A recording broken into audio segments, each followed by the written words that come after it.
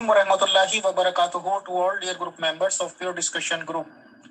آج ہم ایک بار پھر سے محترم مشتاق صاحب کا استقبال کرتے ہیں پیور ڈسکشن گروپ میں۔ ان سے مزید معلومات لینے کے لیے احمدی جماعت کے ریگارڈنگ وہ ہمیں پلیز آج یہاں سے بتانا شروع کریں کہ مرزا غلام احمد قادیانی صاحب کے انتقال کے بعد جو ایک انجمن بنی تھی 14 آدمیوں کی اور ان کے ہیڈ نور الدین صاحب بنے تھے، تو ہماری جانکاری میں یہ بات ہے کہ نہ تو مرزا غلام احمد قادیانی صاحب نے اپنی زندگی میں کوئی ایسی بات کمپلسریلی امپوزڈ کی کہ لوگوں کو یہ چیز کرنی ہی کرنی ہے، اتنے چندہ ایجاد کرنے ہی کرنے ہیں اور یہ کمپلشنس ہیں دس اینڈ دیٹ۔ اور اسی طرح سے ہماری جانکاری میں یہ بات ہے کہ اگر غلط نہیں ہے کہ نور الدین صاحب نے اپنی حیات میں جو کہ لگ بھگ 6 سال وہ رہے ہیں اس کمیٹی کے ہیڈ، انہوں نے کوئی اس طرح کا امپوزمنٹ کیے اور یہ کمپلشنس لگائے کہ یہ کیا اور وہ کیا۔ تو آخر اس کے بعد ایسی کیا وجوہات ہوئی کہ سیکنڈ خلیفہ آف احمدیز نے بہت زیادہ کمپلشنس کیے، تو وہ کس بیس پہ انہوں نے کیے، کن کتابوں کے حوالے سے کیے، کس کے حکموں سے تھے؟ تو میں یہ چاہتا ہوں کہ اگر وہاں سے شروعات ہو جائے تو بہت اچھا۔ جی السلام علیکم فیصل بھائی، میں آپ کی ہی بات کو آگے بڑھاتے ہوئے یہ کہنا چاہوں گی کہ چونکہ انسان ایک معاشرے کی شکل میں رہتا ہے اور لہٰذا آپس میں مل جل کر رہنے کے لیے اسے بے شک کچھ بنیادی نظام درکار ہوتا ہے جو سب پر یکساں لاگو ہو، مگر بات یہ ہے کہ اسلام کی جو تہذیب و ثقافت ہے دیگر ادیان کے مقابلے میں اس کے پاس ایک منفرد امتیازی خصوصیات موجود ہیں، اور اس نے مسلمانوں کو زندگی بسر کرنے کا ایک مکمل نظام عطا کیا ہے۔ اس کے ہوتے ہوئے جماعت احمدیہ کو ایک نیا نظام تشکیل کرنے کی ضرورت کیوں پیش آئی؟ جی وعلیکم السلام ورحمۃ اللہ وبرکاتہ۔ میں کل آپ کو انجمن کے بارے میں بتا رہا تھا کہ انجمن کا قیام 1905 میں ہوا، جو آپ نے ابھی بھی فرمایا ہے کہ وہ 14 ممبرز کی کمیٹی تھی، اور اس کے ساتھ ہی انہوں نے ایک رسالہ الوصیت بھی لکھا، اور اس میں انہوں نے ایک چندہ کی تحریک کی جو کہ چندہ وصیت تھا۔ اس کے لیے انہوں نے اپنے خواب کی بنا پر ایک بہشتی مقبرہ جو ہے نا وہ بنانا چاہا یا بنایا، جو بھی تھا۔ اس کے لیے ان کے پاس اپنی زمین تھی، اور زمین انہوں نے انجمن کو دے دی تھی۔ اس کے لیے صرف 10% چندہ انہوں نے رکھا تھا، اور میکسیمم 1/3 اگر جس کی جتنی استطاعت ہے۔ اس کے علاوہ اور کوئی دوسرے چندے نہیں تھے۔ آپ نے فرمایا تھا کہ جس کا جتنا استطاعت ہو، جو ایک پیسہ بھی دینا چاہے وہ بھی دے دے، باقی لنگر خانے وغیرہ کے لیے تو چندے چلتے رہتے تھے۔ جی السلام علیکم ورحمۃ اللہ وبرکاتہ۔ جی نظام تو مرزا صاحب نے دے دیا تھا، ایک فریم ورک انہوں نے بنا دیا تھا اپنی زندگی میں۔ جب ان کے گرد لوگ پڑھے لکھے اکٹھے ہو گئے تھے اور ان کا کام خالصتاً یہ تبلیغ اسلام تھا، اور جو حملے ہو رہے تھے اسلام پر مختلف مذاہب کی طرف سے، ان کے لیے یہ دفاع تیار کر رہے تھے، تو ان کے پاس بڑے لکھے لوگ آ گئے۔ سب سے پہلے حکیم نور الدین آئے جو کہ بہت بڑے عالم حدیث تھے، اور اس کے بعد مولانا محمد علی بھی 1900 میں آ گئے، پھر اس کے ساتھ ساتھ خواجہ قمر الدین آ گئے، اور دوسرے سب۔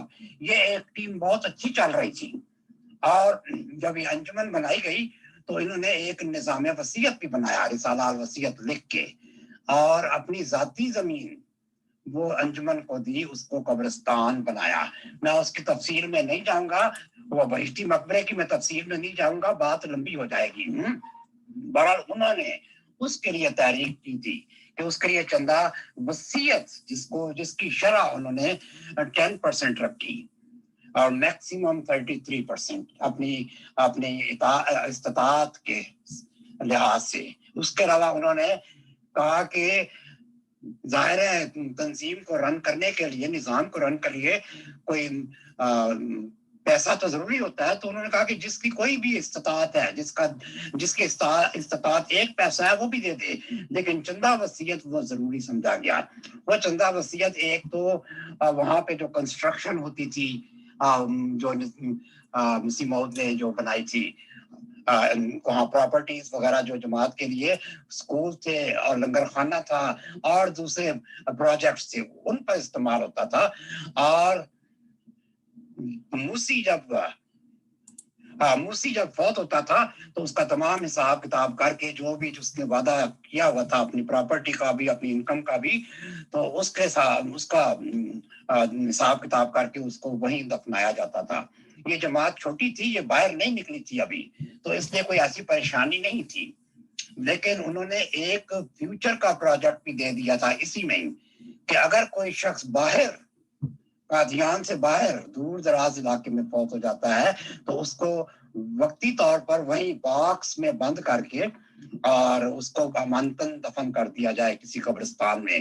لیکن بعد میں وہاں سے نکال کے یہ باکس پوری طرح یہ سیل ہوا کرتا تھا, اور جب حالات with permission of circumstances تو وہ وہاں لا کے ان کو دفن کر دیا جاتا تھا.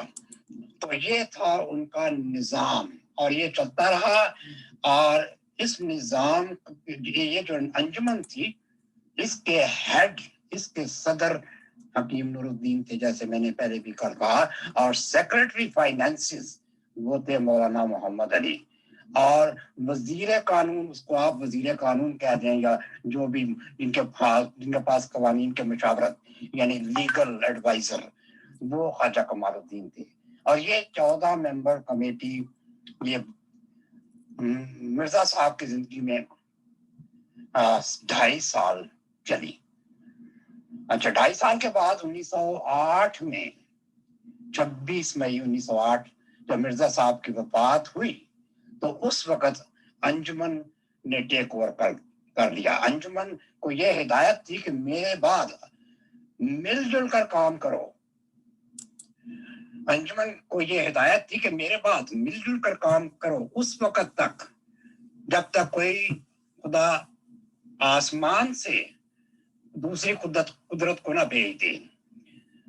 تو بہرحال جب ان کی وفات کے بعد اس انجمن نے ٹیک اوور کر لیا تھا, اور انجمن نے متفقہ طور پر حکیم نور الدین کو اپنا صدر, جو کہ صدر انجمن احمدیہ تھے, اپنا صدر بنا دیا. صدر تو تھے ہی آلریڈی, یعنی ان کو اپنا ایک بطور ایک خلیفہ کے, بطور ایک ہیڈ کے انہوں نے کیا کہتے ہیں منتخب کر لیا تھا. جی اپنا سوال کیجئے, آپ کا کیا؟ محترم مشتاق صاحب, بہت ہی کامن سینس کی بات ہے کہ یہ جانکاری تو مجھے بھی ملی ہے, ہمارے پاس احمدیز ڈیلیگیشنز وغیرہ بھی آئے, ان سے بھی میری پرسنل بات چیت ہوئی تھی کہ اگر کسی نے وصیت کر دی تو جب تک وصیت کا پائی جماعت کو نہیں مل جاتی تو تب تک اجازت نہیں ہے بہشتی مقبرے میں دفنانے کی.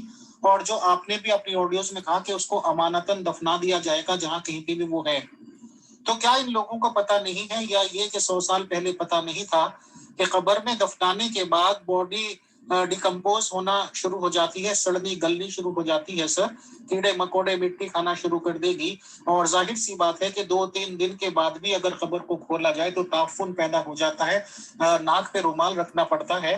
تو ظاہر سی بات ہے کہ جتنے دن بھی وہاں پہ لگ گئے امانتاً جس کو لوگ کہتے ہیں, تو کیا وہ باڈی گلنی سڑنی شروع ہو نہیں گئی؟ کیا اس باڈی کی بے حرمتی نہیں ہے کہ جب 2-4-6 مہینے میں یا 2 سال میں ان کے پیسے ویسے نپٹیں تب جا کے جو اجازت ملتی ہے؟ تو کیا ایک سڑی گلی لاش کی یہ بے حرمتی نہیں کہ پہلے کہیں اور دفناؤ پھر اس کو وہاں لے کے جاؤ؟ تو اس سے بیٹر کیا ہے, کیا انہیں احمدی لوگوں کو اتنا بھی یقین نہیں کہ جن لوگوں نے وصیت کر دی چلیے پیسہ بھی آ جائے گا, پراپرٹی آپ کے نام وصیت تو ہوئی گئی ہے, یہ بنیے والا حساب ہے کہ پہلے پیسہ پورا آئے گا تب ہم پورا تول کے دیں گے؟ کیا یہ اس جنازے کے ساتھ, لاش کے ساتھ, باڈی کے ساتھ بے حرمتی زیادتی نہیں ہے یا ہے؟ بتائیں. شکریہ. جی سر, میں نے آپ کو عرض کیا کہ اس وقت چونکہ جماعت بہت چھوٹی تھی, 1905 میں بہت کم لوگ تھے, قادیان کی آبادی غالباً چند ہزار تھی, اور ان میں موسی بھی چند لوگ تھے جنہوں نے وصیت کروائی تھی. اور اس وقت جو قادیان کے لوکل لوگ تھے ان کو تو سیدھے اگر وہ موسی تھے تو دفن کر دیا جاتا تھا, لیکن اگر باہر سے تھے تو ان کو ایک air tight type of box बनाया जाता, उसमें बॉडी को अच्छी तरह सिक्योर कर दिया जाता था। ऐसे नहीं होता था जैसे वो फिरौन किया करते थे, अपनी वो ममीज बनाया करते थे, ये बात नहीं थी। ये बड़ा यानी टेम्परेरी सा ये अरेंजमेंट था कि अगर मिसाल के तौर पे उस वक्त कुछ लोग लाहौर में फौत हो गए हैं, तो लाहौर से अगर एक रोज में यानी 1905 उस वक्त तो आमदोरफ्त आम थी, तो लाहौर में जो फौत हुए उनके लिए तो कोई प्रॉब्लम नहीं था, उनको तो वो अपनी बॉडी को ले आते थे। जैसे मिर्जा साहब फौत हुए तो उनको तो ओवरनाइट बॉडी ले आए उनकी, हाँ बेशक उस वक्त गर्मियां भी थी तो बर्फ वगैरह में लगा के जो भी, उनके लिए तो देयर वाज नो क्वेश्चन कि उनको टेम्परेरीली अमानतन दफन किया जाए। लेकिन बाज इतनी दूर होते थे जैसे दूसरे ममालिक में, अब दूसरे ममालिक में ये अहमदी हकीम नूरुद्दीन के जमाने में गए हैं, जैसे सबसे पहले जाने वाले ख्वाजा कमालुद्दीन थे। तो अगर वहां कोई फौत हो जाता तो उसको यही था कि जो जितने भी आपने वो क्या कहते हैं जो करने है कार्रवाई करनी है, उस वक्त तक बॉडी को एक बॉक्स में बंद कर दें। अगर ये हो सकता है कि उसको लाया जा सके तो ठीक, जैसे वहाँ मर्चुरी में भी रखो, उस जमाने में मुझे नहीं पता मर्चुरीज होती थी या नहीं, जैसे मिसाल के तौर पे लंदन में अगर कोई फौत होता था तो उसको वक्ती तौर पे वहीं दफना दिया जाता था बॉक्सेस में। आज भी ये जितने फौत होते हैं इनको बॉक्सेस में दफनाया जाता है और इन बेचारों को ये कहा जाता है कि हम तुम्हें अमानतन दफन कर देते हैं, हालांकि ये उनकी नफ्सियात से खेल रहे हैं। हाँ, किसने किसको निकालना है? उनके अपने खलीफा और उसके भाई और उनकी अम्मी और दूसरे खानदान, वो आज तक उस रब्वा के बहिश्ती मकबरे में दफन है। इनके खलीफा मिर्जा महमूद ने इनको ये वसीयत की थी कि मेरी बॉडी को और मेरी अम्मी की बॉडी को, मेरी अम्मा जान को कहा करते थे और दूसरे कि जब भी हालात ठीक हों इंडिया के साथ, ये जस्ते खाकी वहां पहुंचाएंगे जाएंगे। बहरहाल उनको यहाँ दफना दिया गया। अच्छा, ये फौत हुए हैं खलीफा सानी फौत हुए हैं 1965 में। तो 1965 में इनको वहां बॉक्स में बंद करके दफनाया गया। और मैं आपको बड़ी दिलचस्प स्टोरी सुनाता हूं इसकी। ये बॉक्स उसी तरह सील्ड था और उस वक्त मिर्जा नासिर की खिलाफत के दौरान एक कमेटी बनी थी जो हर साल इनकी कब्र की जाके उनको खोल के उसके बॉक्स को पेंट किया जाता था, फिर बंद कर दिया जाता था। ये कई साल तक ये सिलसिला चलता रहा। फिर उसको, और ये काम रात को होता था पूरी जमात के सामने नहीं, एक छोटी सी कमेटी थी जिसमें गालिबन सुल्तान महमूद शाहिद थे और एक दो और अमूर आमा के एक आध बंदा था, जो भी थे, तो वो ये काम की निगरानी करते थे। और खलीफा भी रात को आया करता था मिर्जा नासिर कि मेरे वालिद की बॉडी सही है कि नहीं। बहरहाल वो बॉक्स को साफ सूफ करके उसको दोबारा पेंट करके और फिर बंद कर देते। और ये कई साल चलता रहा। अल्टीमेटली आस्ता आस्ता देखना, लकड़ी भी तो गल जाती है, कहाँ तक क्राइम होती है। तो एक दफा ऐसा हुआ कि एक साल ऐसा हुआ कि उन्होंने रात को ये कब्र को खोदना था, यानी कि ओपन करना था। उस वक्त गालिबन ये एक दो जो साहब थे वहां गायब थे, वहां नहीं थे। सिर्फ वो जो गोरकन था, वह जो भी था आदमी जो उसका इंचार्ज था, वो अकेला काम कर रहा था। ऊपर से मिर्जा नासिर आ गए। तो मिर्जा नासिर आके देखा कि यहाँ तो बंदा ही कोई नहीं है, तो वो बड़े नाराज हुए कि बंदे कहाँ गए। उसके बाद उन्होंने बताया होगा कि पता नहीं कहाँ गए या नहीं आए। बहरहाल खैर वो आई गई हो गई और अगले दिन इनकी खिंचाई हो गई। लेकिन चूंकि बॉक्स गल चुका था, कहाँ तक इसको खोलते। ये फिर कई सालों के बाद उन्होंने ये खोदना बंद कर दिया था। अब वो बॉक्स आज भी वहां नीचे, तो अब तो वो قبر بھی لیول ہو چکی ہے، اندر تو کچھ بھی نہیں، وہاں تو اب مٹی بھی نہیں ہوگی۔ تو سب سے پہلے انہوں نے جو وعدہ خلافی کی ہے اپنے خلفاء اور اس کے خاندان سے کی ہے کہ یہ ان کو نہیں لے جا سکے اور لے جا سکتے بھی نہیں ہیں۔ معلوم نہیں یہ کیا ان کے ذہنوں میں ہے، یہ نہیں جائیں گے، یہ بالکل نہیں جائیں گے۔ اور اب تو جب جماعت بڑی ہو جاتی ہے تو جہاں جہاں ہوتے ہیں ایک قبرستان یہ لے لیتے ہیں، وہی ان کو دفن کر دیتے ہیں، اور ان قبروں کو پھر کوئی نہیں اٹھاتا، کوئی نہیں کھیڑتا، لیکن باکس میں بند کر دیتے ہیں۔ اب مرزا طاہر جب فوت ہوئے ہیں تو ان کو بھی باکس میں بند کر کے لندن میں بتایا جاتا ہے کہ امانتن دفن کیا ہوا ہے۔ حالانکہ ان کی باڈی جا سکتی تھی لندن سے، لیکن معلوم نہیں کہ کیا اس میں دو ممالک کے جو قوانین ہیں ان کو وہ فلفل کر سکے کہ نہیں۔ بہرحال ان کو بھی باکس میں بند کر کے وہ دفنا دیا گیا۔ جی کیا میں نے آپ کے سوال کا جواب دے دیا؟ یعنی وہ باڈی زیادہ عرصہ نہیں ہو سکتی، رہ سکتی۔ ان کا مرزا محمود کی باڈی تو ختم ہو گئی، وہاں نیچے اب تو کچھ بھی نہیں ہے۔ اب یہ جناب وہ میں سمجھتا ہوں وہ خیالوں کی دنیا میں، یہ احمقوں کی دنیا میں ان کو کہتا ہوں۔ تو بہرحال یہ نظام چل رہا ہے، تو جو بھی موسی جہاں بھی فوت ہوتا ہے اس کو وہیں دفنا دیتے ہیں۔ میرا ذاتی قبرستان یہاں میری فیملی کا، تو وہاں ہم نے موسیوں کو بھی دفنایا ہوا ہے۔ کیا حال ہے، ہم ان کو وہاں سے اکھاڑ کے قادیان میں لے جائیں گے؟ میرے اپنے دوست سالہ جو کہ آپ بردر ان لا جس کو کہتے ہیں، بیوی کے دو بھائی، یعنی جن کو آپ جورو کے بھائی کہتے ہیں، وہ وہاں دفن ہیں۔ تو کیا وہ دونوں موسی تھے، تو کیا ہم ان کو اکھاڑ کے لے جائیں گے؟ سوال ہی پیدا نہیں ہوتا۔ تو اگلا سوال آپ بتائیں جی۔ جی محترم مشتاق صاحب، میری ایک ہمبل ریکویسٹ ہے کہ نظام وصیت تو صرف مردوں سے ڈیل کرتا ہے، کیوں نہ پہلے نظام کے اس حصے پر بات کی جائے جو جیتے جاگتے زندہ انسانوں سے تعلق رکھتا ہے۔ استغفر اللہ، معاذ اللہ، بہت غلط سسٹم ہے سر، انسانیت کے خلاف سسٹم ہے، اور ایک جنازے کی بے حرمتی ہے، اور یہ بالکل غلط ہے۔ کم سے کم میں as a neutral admin of pure discussion group اس بات کو کنڈیم کرتا ہوں کہ ایک مسلمان کے جنازے کی اس طرح سے بے حرمتی کی جائے کہ اس نے اپنے بچوں کا حق مار کر اپنی اولاد کے حق میں سے وصیت کی، اور اس کے بعد اس کو سزا یہ ملے کہ اس کی باڈی کے ساتھ بے حرمتی کی گئے، اسے امانت کے طور پر امانتاً کہنے کے حساب سے اس کی لاش کو کہیں اور دفنانا پڑے۔ تو اگر ان لوگوں کو احمدیز لوگوں پہ اتنا بھی یقین نہیں، تو کیا احمدیز لوگوں کو یہ نہیں سوچنا چاہیے کہ آخر وہ کس کو وصیت کر رہے ہیں، کس کو پراپرٹی دے رہے ہیں، اور قرآن شریف کے خلاف کیوں جا رہے ہیں؟ قرآن شریف میں باقاعدہ احکامات لکھے ہوئے ہیں کہ بیٹے کا حصہ اتنا، بیٹی کا حصہ اتنا، اور بیوی کا اتنا حصہ، یا جو بھی معاملات ہیں۔ تو میں ایسے سسٹم کا کنڈیم کرتا ہوں، پرزور مذمت کرتا ہوں۔ مسلمان کے جنازے کی بے حرمتی ہے یہ، خدا سب کو ہدایت دے۔ شکریہ، جزاک اللہ۔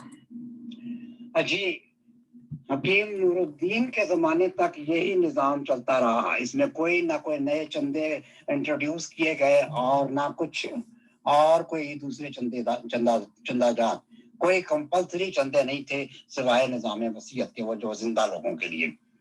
اچھا، اس میں چونکہ انجمن میں زیادہ لوگ مرزا خاندان سے تھے، خلافت کے خاندان سے، تو ان کا نمبر زیادہ تھا، وہ 8 تھے، باہر کے لاہور سے وہ 6 تھے۔ تو ان کے آپس میں اختلافات شروع ہو گئے، اور اختلافات کی وجہ بھی پیسہ ہی تھی، کیونکہ پیسہ جو تھا وہ انجمن کے سپرد تھا۔ اس کے سیکریٹری لاہور جماعت کے مولانا محمد علی تھے، اور اس وقت تک حکیم نور الدین کے زمانے میں یہ بڑی دیانتداری سے یہ پیسے کا نظام چلتا رہا۔ جی ایسا ہے کہ میری خواہش تو یہ ہے کہ سب سے پہلے وہ نظام جو زندوں کی لائف سے ڈیل کرتا ہے، زندہ لوگوں سے متعلق ہے، اس حصے پر بات کی جائے، کیونکہ وہ زیادہ امپورٹنٹ ہے۔ نظام وصیت تو محض اس کا حصہ ہے، لیکن ایون دین ایک دو سوال آ گئے ہیں، چونکہ ابھی اس پہ بات ہو رہی ہے لہٰذا میں فارورڈ کر دیتی ہوں، لیکن اس کے بعد ہم پلٹ جائیں دوسرے عام نظام کی طرف.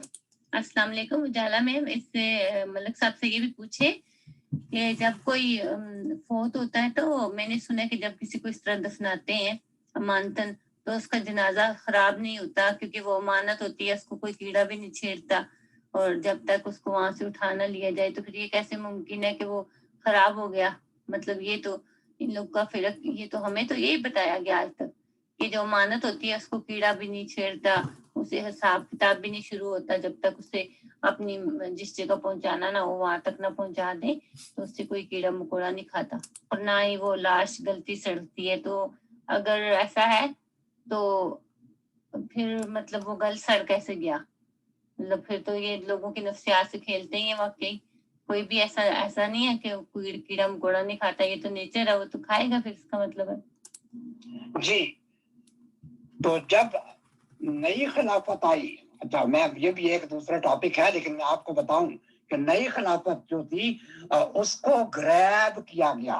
یہ جو آپ کل بتا رہی تھی کہ نصر الدین کے زمانے میں بھی یہ کوئی پرابلم ہو گیا تھا کہ ان کو کوئی اختلاف ہو گیا تھا اور انہوں نے 8 سوال پوچھے تھے میر اسحاق صاحب نے. اس میں یہی تھا کہ خلیفہ کا کیا رول ہے, پیسہ کون رکھے گا, خلیفہ کو کیا اختیار ہے کہ وہ اس انجمن کو توڑ دے یا جو کرے. تو اس کے بعد جب یہ حکیم نور الدین فوت ہوئے ہیں, انہوں نے اس سے پہلے وہاں انصار اللہ پارٹی بنائی تھی مرزا محمود نے, اور انصار اللہ پارٹی کا یہی کام تھا کہ جب خلیفہ فوت ہو تو یہ خلافت کو گریب کر لیا جائے. نہیں محترمہ, یہ ایسی کوئی بات نہیں ہے, یہ کوئی ایسی بات نہیں ہے کہ وہ باڈی خراب نہیں ہوتی. میں نے آپ کو یہی کہا ہے کہ ایک دفعہ اول تو یہ پریکٹیکیبل ہے ہی نہیں آج کل کے زمانے میں. اگر کوئی 7,000 میل دور پہ فوت ہوتا ہے اس کو قادیان لے کے جائیں, یہ پاسبل ہی نہیں ہے. تو اس لیے میں نے کہا کہ ان کو وہیں پر دفنا دیا جاتا ہے, وہ آپ اس کو پرماننٹ ہی کہہ دیں. تو انہوں نے ایسے بے شمار قبرستان موسیان وہ بنائے ہوئے ہیں, اس میں ان کو دفنا دیتے ہیں. تو پھر روٹننگ کا کوئی سوال ہی نہیں ہوتا, ان کا جنازہ پڑھایا جاتا ہے. جی بالکل, جنازہ پڑھانے کے بعد ان کو دفن کیا جاتا ہے. یہ کوئی ایسی بات نہیں ہے کہ جی وہ ان کو امانتاً دفن کیا جائے تو وہ ان پر جنازہ نہیں ہوتا, نماز جنازہ ہوتی ہے. بلکہ مجھے تو اپنے خیال نہیں, میں نے تو آج تک کسی کو نہیں دیکھا کہ وہ جنازے کو اکھاڑ کے دوبارہ لے جائیں کہیں. تو اگر دوبارہ آپ ایکسیوم کریں تو اس وقت پھر دوبارہ جنازہ پڑھنا پڑتا ہے اور باکس کو لے جانا پڑتا ہے. وہ جی باڈی نے تو آخر کرنا ہی ہے, وہ تو زیادہ عرصہ نہیں رہ سکتی. بارہ وہ پھر آج کل انہوں نے بڑا آسان سسٹم بنایا ہوا ہے کہ موسی مر گیا جتنے اوتھے ہی انہوں دفناؤ, جان چھڑا لو, لیکن ان سے پیسے لے لو. وہ پیسے لے لیتے ہیں ورنہ وہ نماز جنازے نہیں پڑھاتے اور وارثان کو مشکل میں ڈال دیتے ہیں.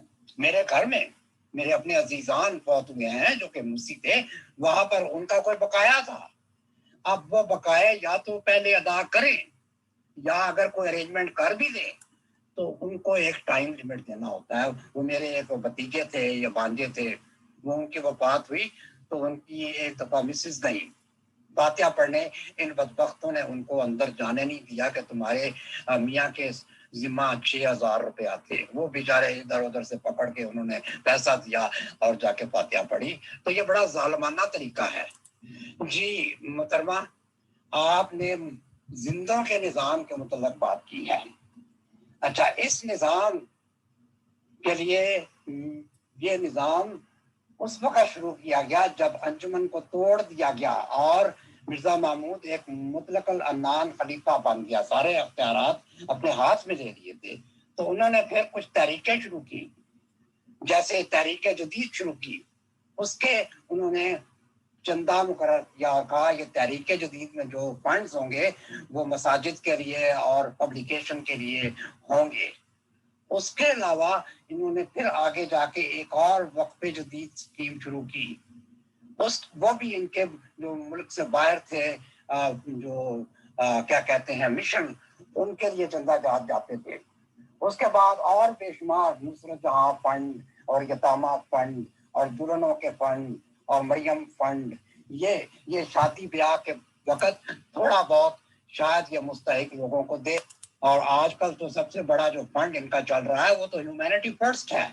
اس میں تو یہ بے شمار پیسے لیتے ہیں لوگوں سے، اگرچہ اس کی کوئی شرح نہیں ہے، ان کی شرح نہیں ہے، سوائے یہ جو طریقے جدید، وقف جدید، جلسہ سالانہ اور جلسہ میرے پاس تو لمبی لسٹ ہے اس کی.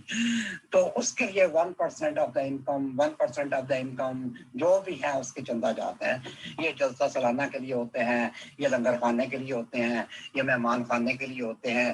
تو وہ چندے وہاں استعمال ہوتے ہیں اور شاید آج بھی ہوتے ہیں، لیکن وہ چندے کا حساب سیدھا خلیفے کے پاس ہوتا ہے. اب خلیفہ دیانتدار ہے تو خرچ کرے گا، نہیں دیانتدار تو پھر وہ خود بخود بھی کھا جائے گا، اس کو کوئی کویسچن نہیں کر سکتا. جبکہ انجمن میں یہ سیکٹری مال جو ہے وہ کویسچنیبل تھا، لوگ اس سے سوال پوچھتے تھے پیسہ کہاں گیا. جو یہ نظام بتایا مرزا محمود نے اپنے پیروکاروں کو جکڑا کیسے، میں آپ کو یہ بتاتا ہوں. یہ ایسے جکڑا، مرزا صاحب نے ایک کتاب لکھی تھی، اس کا نام تھا شان حق. انہوں نے ہندو کے جو کسٹمز تھے، جو لالے وغیرہ انہوں نے اپنے حلقے بنائے ہوئے تھے، اپنے سرکلز بنائے ہوئے تھے. اس میں یہ ان کو اپنے پیروکاروں کو جکڑ کے رکھتے تھے اپنے حلقے میں، اور ان کو دھمکیاں دیتے تھے کہ یہ تمہارا نظام ہے، اس میں سے آپ نے نکلنا نہیں ہے. وہ پنڈت ان کو کہتے تھے اگر تم نکل گئے ہم تم سے سارے تعلقات توڑ لیں گے، ہم تمہارے بیٹوں بیٹیوں کے رشتے نہیں کریں گے، ہم تمہارے ساتھ کسی قسم کے انسانی تعلقات نہیں رکھیں گے، تم کو دکانوں سے سودے بھی نہیں دیں گے، اور اگر تم مر گئے تو تمہاری چتا بھی نہیں چلوائیں گے. اور ایسے بے شمار ریسٹرکشن انہوں نے ایسی ریسٹرکشن جناب وہ لگا دی. مرزا محمود نے اس نظام کو کاپی کیا تو وہ لالے تو ڈرتے تھے، وہ ظاہر چھوڑ کے کہاں جائیں، تو وہیں تھر تھر کام کے انہی کے ساتھ پھر جیسا بھی ہوتا تھا وہ گزارا کر لیتے تھے، ڈرتے تھے. آج امید ہے کہ انہوں نے بھی یہ رستے توڑ دیے ہوں گے، اب یہ ان سے نہیں ڈرتے ہوں گے لالوں سے، یا سوری یہ پنڈتوں سے. تو ان کا ایگزیکٹلی اس کو کاپی کیا گیا، اور مرزا محمود نے کہا کہ یہ جماعت خدائی جماعت ہے، آپ نے اس میں رہ کر قربانیاں دینی ہیں. اور قربانیاں لینے کے لیے انہوں نے جو جماعت بنائی اس کے لیے اس کو کہا کہ آپ اس مشن کے لیے جو خالصتاً اسلامی مشن ہے اپنی جان، مال، اولاد، یہ خلافت کے لیے قربان کریں گے. انہوں نے خلافت کا نظام بنایا، اور خلافت ایک مطلق العنان بادشاہ تھا جو جیسے چاہتا تھا ویسے کرتا تھا.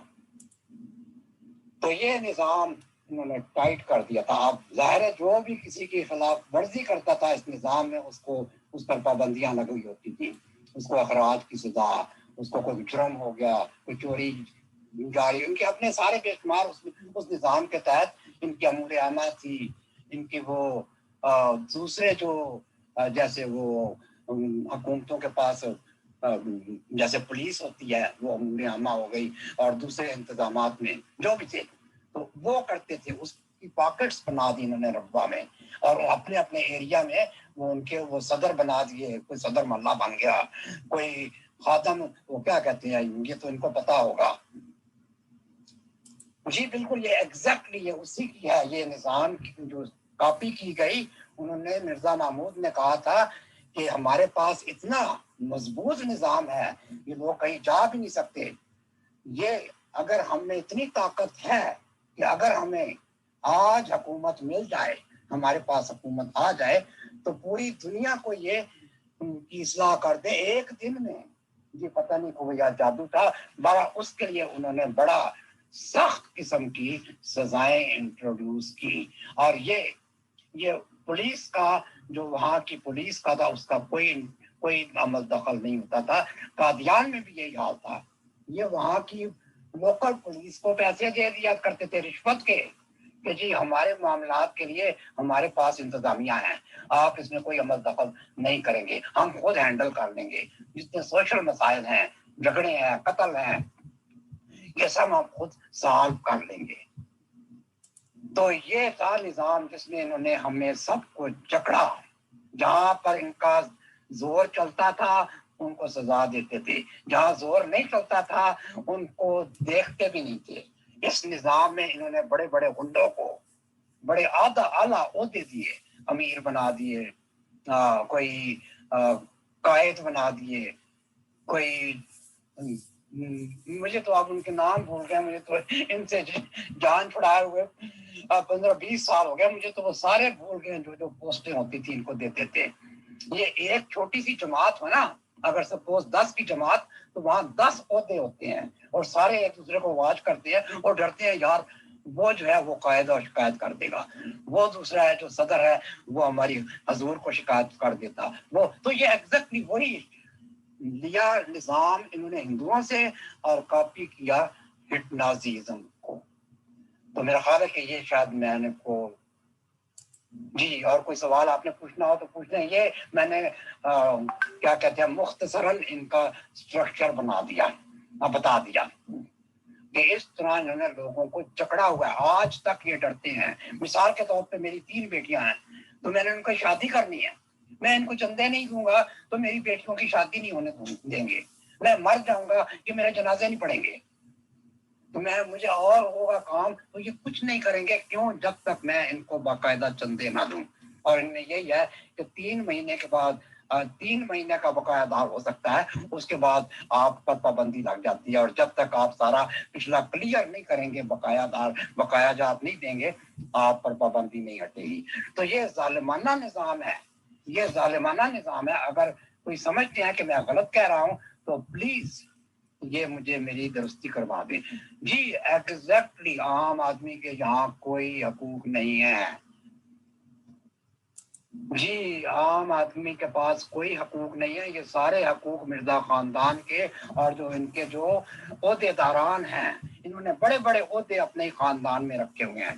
جیسے خلیفے کا جو بڑا بھائی ہے امریکہ کا امیر, بہن ہے وہ ربا میں ان کی وہ کیا ہے لجنا کی بہت بڑی صدر ہے, اور اسی طرح وہ پاتارا جو ہے وہ بھی کوئی نہ کوئی ہوگی.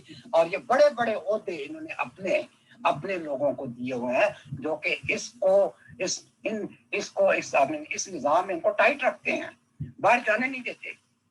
تاکہ ان کو دکھاوے کے لیے کہتے ہیں کہ جو نماز نہیں پڑھنے آئے گا اس کو بھی ہم نے پابندی لگا دینی ہے. یہ دکھاوا ہے, یہ سب دکھاوا ہے. اصل میں ان کو چاہیے پیسہ. انہوں نے کسی نہ کسی طریقے سے آپ لوگوں کی جیب کو کاٹنا ہے, آپ سے پیسے لینے ہیں. اور ان کا تو وارے نہارے اس وقت ہوتے ہیں. اب تو خیر ماشاءاللہ ہمارے بچے یہاں بڑے اچھا پڑھ گئے ہیں اور بڑا جو ویسٹ میں آ گئے ہیں, یہ تو بڑی اچھی کمائی ہو رہی ہے ان کی. اور یہی تو یہ لوگ چاہتے تھے کہ بچے اچھا تعلیم کریں لے اور اچھی کمائی کریں, ان سے ہمیں چندہ زیادہ ملے, اور اگر ان کی پراپرٹی ہے تو پھر تو وارے نہیں آ رہے. لیکن زیادہ تر جب سے یہ ہوا ہے نا, یہ اسائلم سیکر آئے ہیں, اسائلم سیکر جو ہیں وہ زیادہ پڑھے لکھے نہیں ہیں, کیونکہ یہ ہائی اسکول بھی نہیں کرتے. وہ کہتے ہیں جی آپ تمہیں باہر بھیج دیا جائے گا. ان پہ کوئی نہ کچھ کیس بنا کے یا جو بھی ہے ان کا, تو ان کو جرمنی, کینیڈا, امریکہ آگے بھیج دیتے ہیں. یہاں پھر وہ ظاہر ہے جب وہ پہلے ہوں گے, جب فارغ ہوں گے تو شیطان کی چرخے ہی ہوں گے, تو وہ کچھ نہیں کرتے. وہ ان کو جو الاؤنس ملتا ہے جیسے کینیڈا میں ملتا ہے, جرمنی, اس میں سے یہ 10% ان کا لے, یا 10% یا پھر 116 جو کہ چندہ عام ہے وہ لے لیتے ہیں, اور دوسرے چندے وہ بھی بیچارے وہ چندے دیتے ہیں. اگر نہ دیں تو ان کو ڈراتے ہیں ہم تمہارا اسائلم کینسل کروا دیں گے, ہم تمہیں ڈپورٹ کروا دیں گے, ہم یہ کریں گے, ہم وہ کریں گے. تو یہ بیچارے اب ان کے پاس کوئی چارہ نہیں ہوتا کہ ان کے یہ جو ان کے منہ بند کر دیں. اور منہ بند کون کرواتا ہے؟ وہ جو ان کے اوپر وہ پہرے دار ہیں, اور تاکہ وہ خلیفے کو پھر ساری کاروائی بتائیں, خلیفے کو اپنی پرفارمنس بتائیں, دیکھیں جی ہماری جماعت پورے 100% چندے دے رہی ہے, اور خلیفہ بھی خوش. ظاہر اس کو مال مل جاتا ہے, اس کو اور کیا چاہیے. لیکن اب میں نے دیکھا ہے اب ہمارے لوگ وہ بھی ہوشیار ہو گئے جو باہر آ گئے ہیں, لیکن وہ لوگ نہیں جو کیا کہتے ہیں اسائلم سیکر ہیں, کیونکہ ان کو تو یہ دھمکی دے کے تمہاری ایسی تیسی نہیں دو گے تو تمہارا اسائلم بھی کینسل. لیکن جیسے میرے بچوں کو کوئی اب خطرہ نہیں ہے, वो चाहे दे नहीं चाहे, they cannot do anything, they cannot even force them to pay, क्योंकि चंदा वॉलंटरी होता है, चंदा वॉलंटरी होता है, ना कि कंपल्सरी, ना कि जैसे ये कहते हैं it is compulsory and obligatory. There is no obligatory, ये फर्ज नहीं है। ऑब्लिगेशन मींस जैसे फर्ज नमाज है, फर्ज नमाज में सिर्फ जो रकातें फर्ज होती हैं वो पढ़ते हैं, बाकी सुन्नत आप मर्जी से पढ़ें, पढ़ लें, ठीक है, नहीं पढ़ते तो कोई बात नहीं। इसी तरह इन्होंने ये कॉपी किया है कि ऑब्लिगेटरी चंदे हैं तुम्हारी ऐसी तैसी, तुम हमें चंदा आम दोगे, या चंदा वसीयत दोगे, या जलसा सालाना दोगे, या तरीके जदीद दोगे, या जो। मैं आपको बड़ी इंटरेस्टिंग बात बताऊं, 1984 से पाकिस्तान में कोई जलसा नहीं हुआ, लेकिन वो बेचारे आज तक पाकिस्तान रब्बा वाले चंदा जलसा सालाना ले रहे हैं, और वो चंदा कहाँ जाता है इनसे पूछा जाए कि जी जब कभी को खुलेगा तो चंदा ये खा पी जाते हैं। दे आर मनी लॉन्डरर्स, ये सारा खलीफे को जाता है, खलीफा उनके मुंह में थोड़ी बहुत वो डाल देता है, जिसको मैं तो उसको हराम कहता हूँ, ये हराम या इनके मुंह बंद कर देता है, और उनपे वहां बदमाश और गुंडे भी खड़े कर देता है, उनको सोटे मारते हैं, डंडे मारते हैं। तो बेचारे वो क्या करें, मजबूरन वो दें, उनके घर में खाने को नहीं होता, लेकिन इनको चंदा देना होता है। ये बात बड़ी ये पेनफुल सिचुएशन है, ये पेनफुल। मुझसे कई फैमिलियों ने राब्ता किया, बेचारों की हालत बहुत खराब थी। तो मैंने उनसे पूछा, भाई तुम तो जमात में हो, तुम जमात तो तुम्हें ये देती है, वाज़ आपको राशन डाल देती है, आपको थोड़ी बहुत जो माली इमदाद कर देती है। पाकिस्तान की बात कर रहा हूँ, मुझे कादियान का मालूम नहीं है। तो दूसरे वो कहती हैं जी हमारे चंदे बाकायदा नहीं है, चंदे बाकायदा का हिसाब नहीं दे सकते, तो हमें ये कोई हक देते ही नहीं है। तो मैंने फिर अपने तौर पे उनकी जो वहां से हेल्प कराई, वो मेडिकल करवाया या कोई जो भी करवाया, वो फिर हम करवाते हैं। ये बदबख्त उनको, अब इससे ज्यादा जालिम निजाम क्या होगा कि उनके घर में चूल्हा नहीं जलता, ये बदबख्त उनके घरों पे जाते हैं और हर महीने ये पूरा बिल लेके जाते हैं। अगर बकाया हो जाए तो कहते हैं तेरे जिम्मे अन्ना बकाया, जैसे ये कर्जदार हो जमात के, ये इतने बकाया हो गए, जब तक आपका बकाया नहीं आएगा उस वक्त तक आप ना हम मजीद कोई हेल्प नहीं कर सकेंगे। ये तो मैं समझता हूँ कुछ फैमिलियों के लिए मैं समझता हूँ खुश आइंद बात हुई कि उन्होंने इस तरह अपने जो नौजवान लड़कों को किसी ना किसी तरीके से बाहर भेज दिया। चले बाहर जाके थोड़ा बहुत तो कमा लेते हैं ना, मजदूरी भी करेंगे तो इतने पैसे कमा लेंगे कि अगर 25-30 पाउंड भी अपने घर भेज दें पीछे तो उनके लिए काफी है, तो वो इससे गुजारा हो रहा है। वरना ये तो किसी को फूटी कौड़ी नहीं देते, ये तो दमड़ी भी नहीं देते। इनकी तो कहते हैं दमड़ी चमड़ी जाए दमड़ी नहीं जाए, ये इस तरह के बंदे हैं जी। और कोई सवाल हो मौजूदा निज़ाम के बारे में तो मैं इंशाल्लाह वो भी बता दूंगा। मेरा ख्याल है कि मैंने आपको बता दिया कि इन्होंने इस निज़ाम के तहत वो मदरसे भी खोले हुए हैं। पाकिस्तान में मदरसे होते हैं तो यहाँ जामिया मुरब्बी बनाते हैं, ये उसके भी अखराजात हैं इनके। और मुरब्बी जो निकलते हैं जो कि तिया ने बताया ही था कि हमें वो अय्याश किस्म से बिगड़े हुए शराब कबाब यहाँ जो रहते हैं वो तो सब कुछ करते हैं। तो 12 वो कहते हैं हमने वो जामिया चलानी है, फिर मस्जिदें हैं बड़ी बड़ी उसके अखराजात हैं, और इधर के उधर के वो चंदे लेते रहते हैं, here from here and there. तो ये ऐसे इनका निज़ाम चल रहा है। ये कैसे सक्सेसफुल है? ये सक्सेसफुल इसलिए है कि इन्होंने लोगों को ब्रेन वॉश किया हुआ है कि आपने निज़ाम के खिलाफ कोई बात नहीं करनी, किसी दूसरे को कोई जमात के बारे में इंफॉर्मेशन तक नहीं देनी, ये जमात के मफाद में नहीं है। जी कोई और सवाल हो तो बता दीजिए जी। अगर कोई अभी तक कोई सवाल नहीं है तो मैं इसको कंटिन्यू रखता हूँ।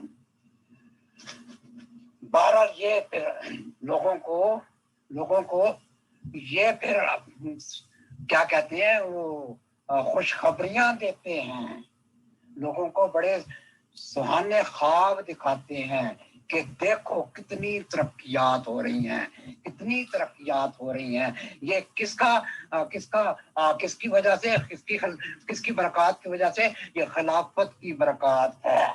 और ये तरक्कियात पे उनसे पूछा जाए तो भाई क्या तरक्कियात हो रही हैं, हमें भी तो बताओ। जैसे कल ही एक साहब मुझसे बात कर रहे थे, मैं उनका नाम नहीं लूंगा, किसी वक्त इंशाल्लाह मैं ले भी दूंगा। तो वो कह रहे थे देखें मलिक साहब, देखिए हमारे 220 मुल्कों में अहमदियत फैल गई है।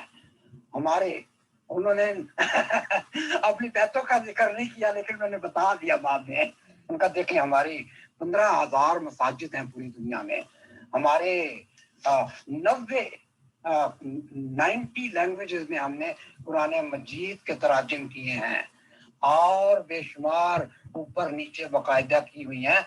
तो लेकिन मैंने जब उनसे ये कहा कि ठीक है आपने किए होंगे, लेकिन मुझे पता है कि कितनी मसाजिद हैं आपने, लेकिन मुझे अगर आप जो 90 क्या कहते हैं तराजुम 90 मुख्तलिफ ज़बानों में, उसमें अगर एक या दो कापियां हर एक तर्जमे की मुझे भिजवा दें, यानी 180 बुक्स, तो मैं उसके सारे आपको पैसे भी दे दूंगा।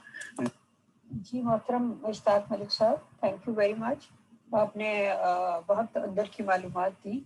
सवाल ये है कि जब कोई शख्स जमात अहमदिया में दाखिल होता है तो उसके सामने जो चीज़ पेश की जाती है वो मिर्ज़ा साहब की 10 शराइत बैत पर मुश्तमिल एक कागज़ होता है, और जिस पर तौबा इस्तग़फ़ार के कलमात वगैरह लिखे होते हैं, यानी वो इस्तग़फ़ार करके अपने पिछले गुनाहों से तायब होकर और 10 शराइत के ऊपर अमल करने का वादा करके कि जिस हद तक हो सका करूँगा, वो इस जमात में दाखिल होता है।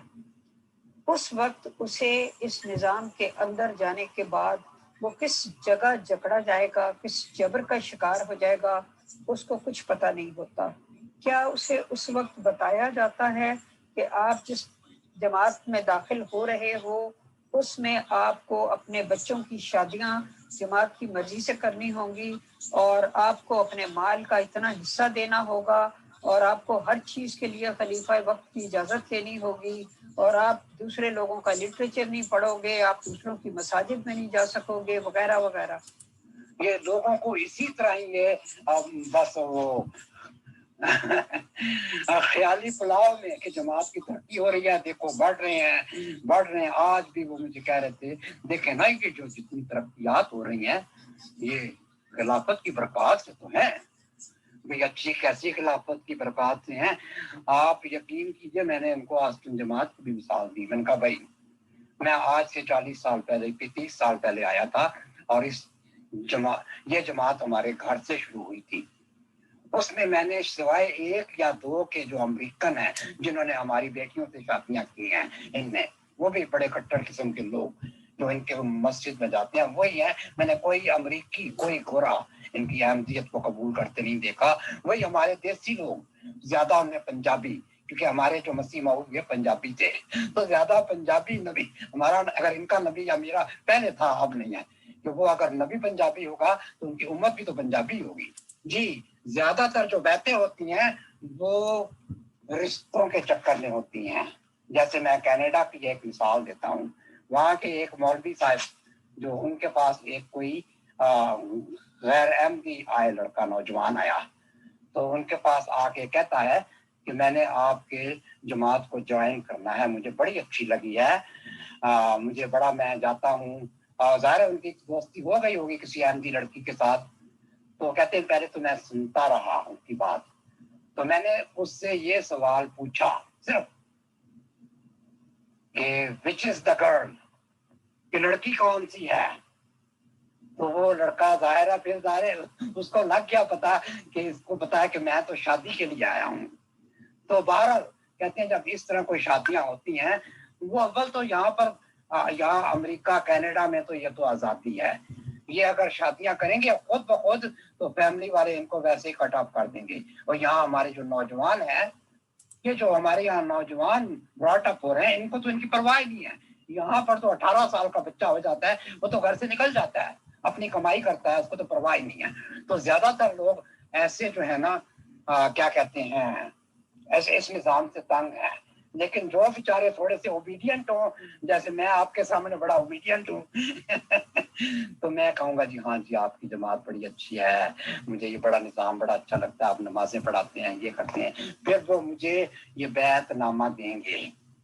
अच्छा, बैतनामा मैं पढ़ूंगा या नहीं पढ़ूंगा, मैंने तो लड़की से शादी करनी है, मैं साइन करके उनको दे दूंगा कि लीजिए जनाब, तो जी ये लड़का अहमदी हो गया। इसी तरह ये लड़कियां भी ऐसे अहमदी होती हैं, उनका भी इंटरेस्ट होता है, जो सुन्नी या दूसरे कह रहे हैं फैमिलियों से आती हैं, तो वो भी इसी तरह ही करती हैं। ये शादी मेनली ये शादी के चक्कर में। और दूसरा नंबर होता है वो पाकिस्तान इंडिया में, जैसे इनको लालच देते हैं कि हमारे जो लड़के वहाँ हैं या हमारी जो लड़कियां वहाँ हैं उनके लिए हमें रिश्ते चाहिए होते हैं, तो वो शादी के चक्कर में इनके वालिदैन जो होते हैं, इनसे अगर किसी ने पाकिस्तान से अपनी दुल्हन मंगवानी है या किसी ने इंडिया से मंगवानी है, तो वहाँ के फिर वो मस्जिद से निज़ाम से कादियान में कांटेक्ट करेंगे या अमीर से कांटेक्ट करेंगे कि जी मेरा निकाह उनसे ये है या शादी करवा दें, या वो लड़की वहाँ आएगी या लड़का वहाँ आएगा, तो ये इस तरह निकाह वगैरह करवा के इनको भेज देते हैं। तो इस तरह से ये कुछ लोग अहमदी होते हैं। बाकी तबलीग इनको तो खुद नहीं पता कि इनकी किताबों में लिखा क्या है, ये बताएंगे क्या, ये क्या बताएंगे। तो बहरहाल ये जी ऐसे ही तबलीग होती है, उनको जकड़ लेते हैं, लेकिन जब वो देखते हैं, जब थोड़े से सेटल हो जाते हैं, जब वो थोड़े से सेटल हो जाते हैं, तो फिर वो ये जा हो जा, तो यही वो मौलवी साहब ने कहा ठीक है हम तुम्हारी शादी करा देंगे, तुमने 1 साल के बाद भाग जाना है। हाँ, होता भी यही है कि वो लड़की लड़का भाग जाते हैं। अब उन्होंने कुछ यहाँ रिस्ट्रिक्शन लगा दी है। तो आप वो कहते हैं जी पहले तो आप जाके जज से जाके कोर्ट से जाके इसको रजिस्टर करवाएं। जैसे मैंने अपने बच्चों की शादियां की हैं, मेरे 2 बेटे और 2 बेटियां, उनकी हमने यहाँ कोर्ट में पहले रजिस्टर करवाया है, उसके बाद ये चाहें तो निकाह पढ़ दें। इन्होंने मेरी बेटी का निकाह पढ़ने से इनकार कर दिया क्योंकि लड़का सुन्नी था, और मेरे बेटे का वो निकाह पढ़ने से इनकार कर दिया कि वो लड़की भी सुन्नी थी, और आज भी माशाल्लाह बड़ा अच्छा चल रहा है। तो उसका जो है ना निकाह बाहर पढ़वाना पड़ गया, क्योंकि उनको पता था कि इनका बाप पता था कि इनका बाप जो है ना, अगर हम इसकी बात ना मानी, ये जाके दूसरे मस्जिद में जाएगा, वहां से इनका मौलवी पकड़ ले आएगा। और मेरे 2 बच्चों के वहां मुफ्तियों ने निकाह पढ़ाए हैं, समझ गए ना। इनकी हमें जरूरत ही नहीं है, why do we need them. मैंने तो अब जो मेरे 2 बच्चे हैं जो चंदा एक तो बस वो थोड़ा बहुत देता है, उनका यार बात सुनो, आप अगर तुमसे चंदा लेने आए ना, उनको कहना कि मेरे अब्बा से लो, क्योंकि हम तो कोरोना में हमारा बिजनेस भी खराब हो गया है। जरा दूसरा जो छोटा है वो थोड़ा इनके साथ, क्योंकि उस पे अपनी माँ का बड़ा असर है, और माँ हमारी और मेरी हमारी बच्चों की माँ जरा कट्टर सी है, स्ट्रिक्ट सी है, तो वो हो सकता है उससे कुछ पैसे निकलवा लेती हो कि जमात को खुश करने के लिए जमात उनको फिर वो दे देती है।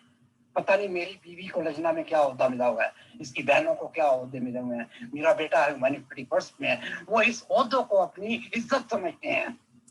मैंने तो आपको अपने घर की मिसाल दे दी कि मैं तो इनसे वैसे ही दूर हूँ, लेकिन मैं अपने घर के फैसले इन पर नहीं डालता, मैं खुद करता हूँ। और मैंने इनको कहा कि मेरे बच्चों के फैसले में यू हैव नोबडी, और मैं जैसे करूंगा, मैं बाप हूँ। हाँ, अगर 18 साल से ज्यादा मेरे बच्चे हैं तो इनको पूरा अख्तियार है, ये अपना मुझे राय बता दें, मैं इनका उसी तरह ही काम करूंगा जिस तरह ये बच्चे बताएंगे। तो भारत जी हमारा तो निज़ाम घर का बहुत अच्छा चल रहा है, क्योंकि हम इनके वो मुलायत से बहुत दूर हैं। माशाल्लाह मैं बड़ा खुश हूँ, मेरे घर में कोई परेशानी नहीं है, मेरे बच्चे मुझसे मिलते हैं, they are very happy, they are married life. मैं तो अब मेरा मतलब है, अब तो मैं इतना बूढ़ा हो गया, मेरे तो टांगे भी कब्र में है, मुझे अब क्या करना है, लेकिन मेरे बच्चे they are all well of. ये तो शायद पता नहीं सिवाय मेरे छोटे बेटे के और कोई मस्जिद में जाता भी है कि नहीं जी। मेरे बड़े बेटे का, जिसने यहाँ की गोरी से शादी की, उसका निकाह पढ़ाने इनके जो मौलवी थे, जो इनका प्रेसिडेंट था, उन्होंने भी इनकार कर दिया कि जी ये जो औरत है इसने तो जमात में आई नहीं, इसको तो इतने महीने यहाँ गुजारना था, तो इसका उन्होंने निकाह पढ़ाने से इनकार कर दिया।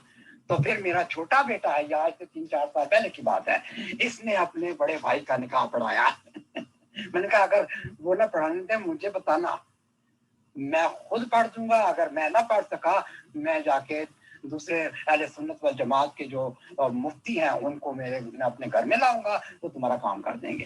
تو کوئی بات نہیں ہے، ہمیں تو کوئی ایسی کوئی ان کا کوئی ڈر نہیں ہے.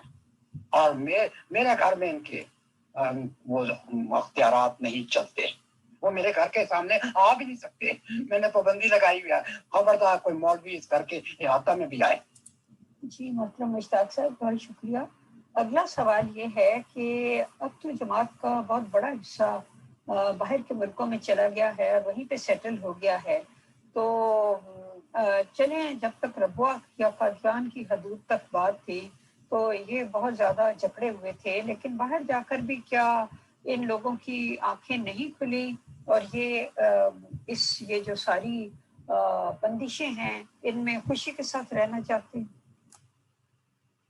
جی، کیا میں نے آپ کو کچھ ٹھیک بتا دیا، یا اگر کچھ آپ نے پوچھنا ہے اس معاملے میں تو میں اور بھی آپ کو، اگر آپ کے ذہن میں کوئی اور سوال ہو تو میں وہ بھی بتا دوں گا. بہرحال شادی بیاہ کے سلسلے اور یہ موت وغیرہ ہو گئے تو اس کے لیے تو ہمیں کرنا پڑتا ہے. کیا میں آپ کو ایک واقعہ بتا دوں، یہ اس قدر بدبخت ہیں یہ لاہوری، مجھے تو وہ لاہوری کہتے ہیں، یہ لاہوریوں کا جنازہ بھی نہیں پڑھتے. یہاں اس ہاسٹل میں 2 لاہوری تھے، میاں بیوی، اور they were very important personalities in Pakistan. یہ جو لاہور جماعت کے امیر ہیں ان کے بہنوئی تھے اور ان کی بیوی ڈاکٹر تھی. یہ بہنوئی پاکستان ریلوے میں، پاکستان ویسٹرن ریلوے میں یہ چیئرمین تھے. یہ فوت ہو گئے تو میرے خاندان کے لوگ ان کا جنازہ یہ نہیں پڑھنے گئے کیونکہ وہ لاہوری ہیں. اب دیکھیں یہ اس قدر، یہ میں تو ان کو بدبخت کہتا ہوں.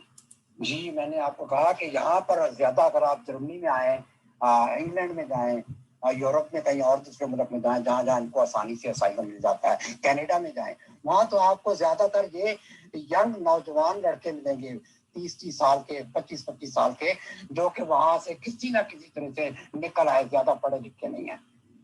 تو ان کو تو مجبوراً ان کو جندہ دینا پڑتا ہے، کیونکہ ان پہ یہ اسائلم کی جو ہے نا وہ ڈانگ کھڑی ہوتی ہے کہ اگر تم نے ہماری بات نہ مانی. وہ نمازیں بشک پڑھتے ہیں، نہیں پڑھتے، یہ شرابیں پیتے ہیں، ان کو چندہ دے دو بس، ان کو آپ سے کوئی غرض نہیں ہے.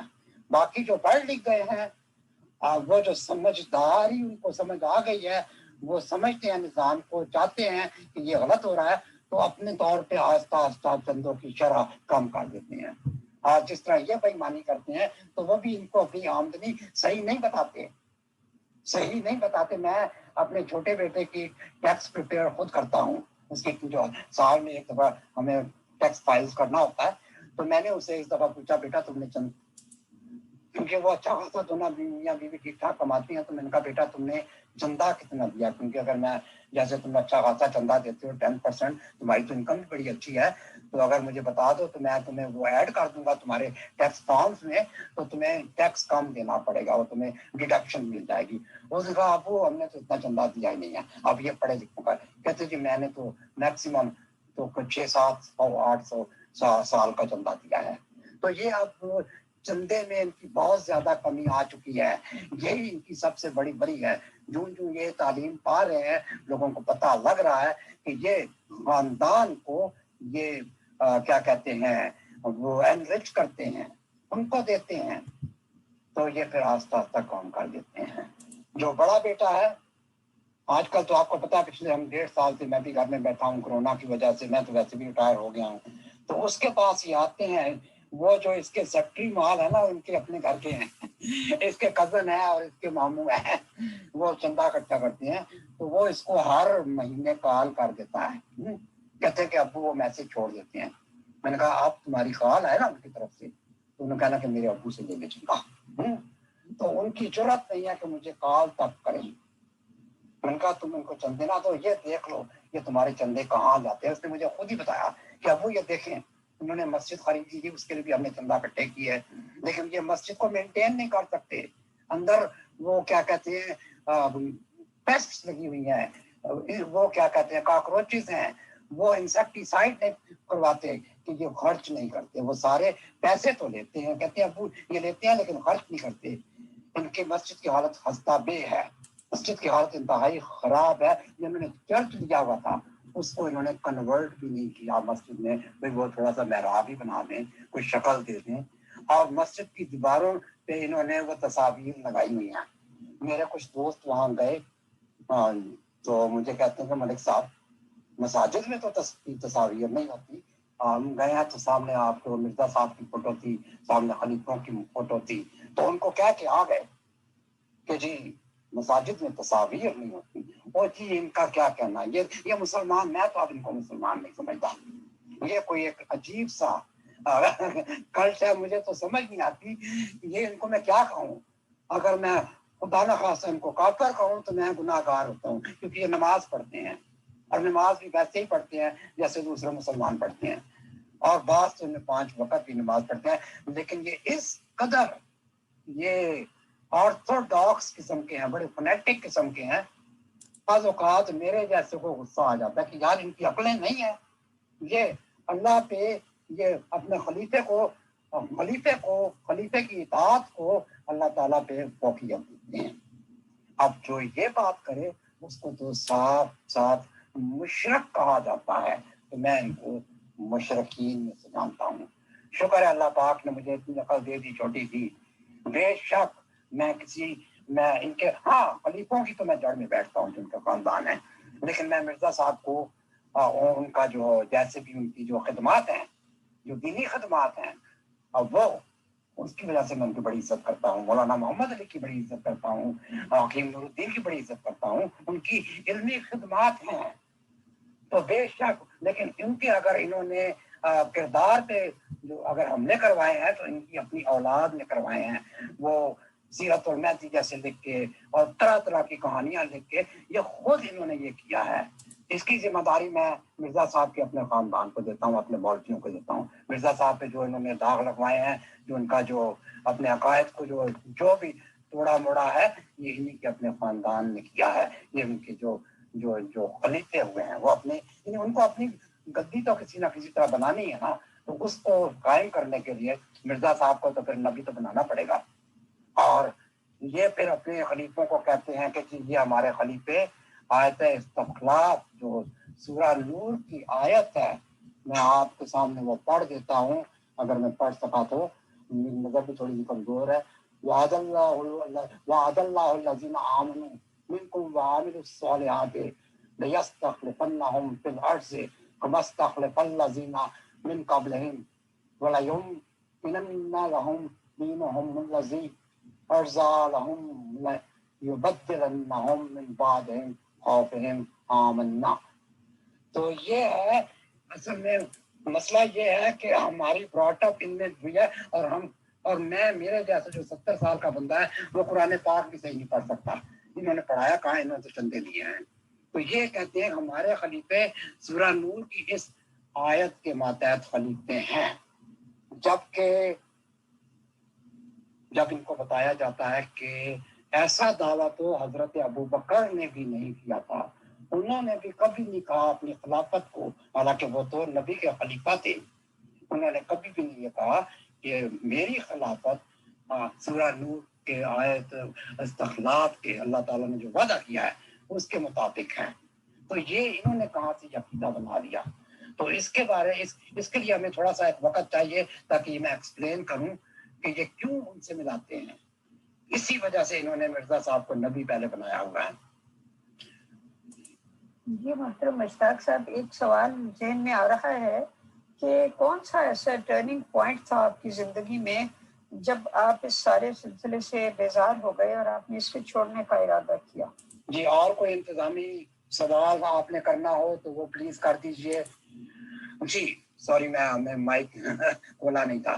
تو میں کہہ رہا تھا کہ یہاں ہاسٹل میں حکیم نور الدین کے بیٹے میاں منان عمر ہوتے تھے, وہ تو اب فوت ہو گئے ہیں.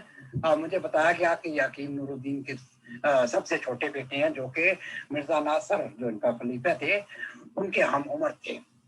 اب مرزا محمود تو اپنے بیٹے کو خلیفہ بنانا چاہتا تھا, لیکن وہاں پر یہ بھی تھے میاں منان عمر جو کہ پہلے خلیفے کے بیٹے تھے اور سب سے زیادہ کمپیٹنٹ پڑھے لکھے یہی تھے.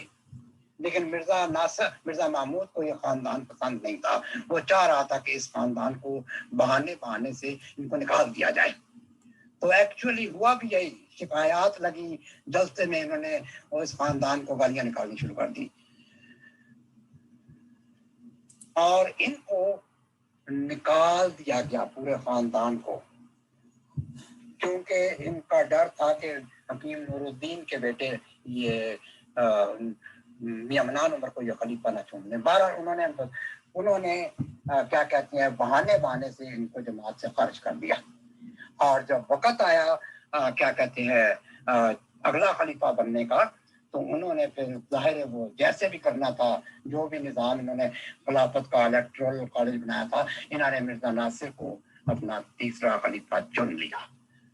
تو اتفاقاً جب میں ان سے ملا ہوں تو میرا خیال تھا کہ یہ چونکہ اس وقت مرزا طاہر خلیفہ تھے تو یہ مرزا طاہر کے ماموں تھے.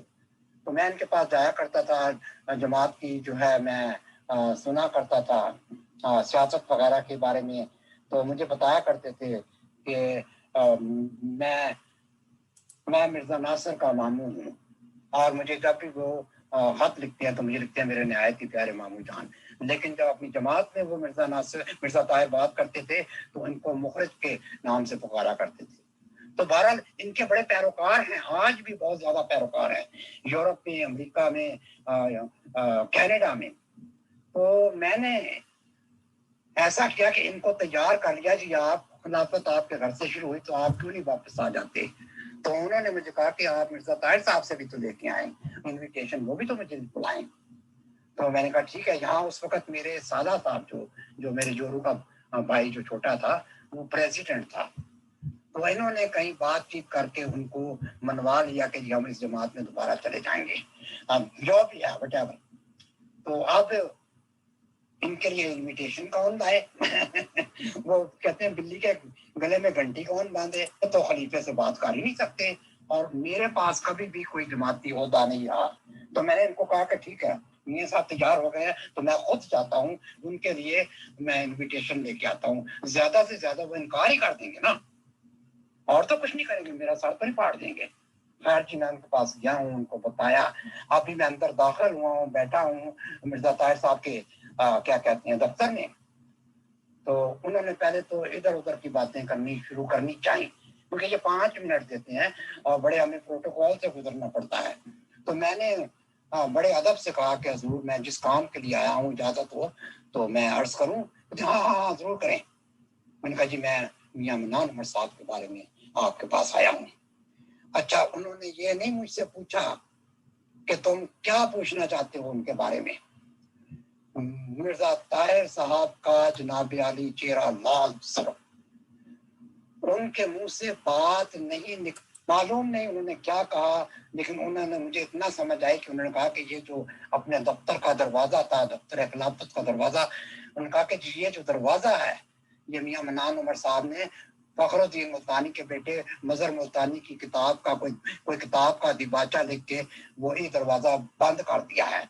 بہرحال میں ان کے بھتیجے کو ملتا ہوں، وہ ان کے جو ان کے بھائی تھے عبدالسلام، وہ ان کی جماعت میں تھے.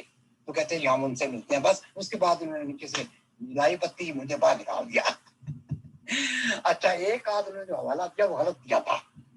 تو خیر میں تو باہر نکل آیا، انہوں نے میری فوٹو بھی کھینچی.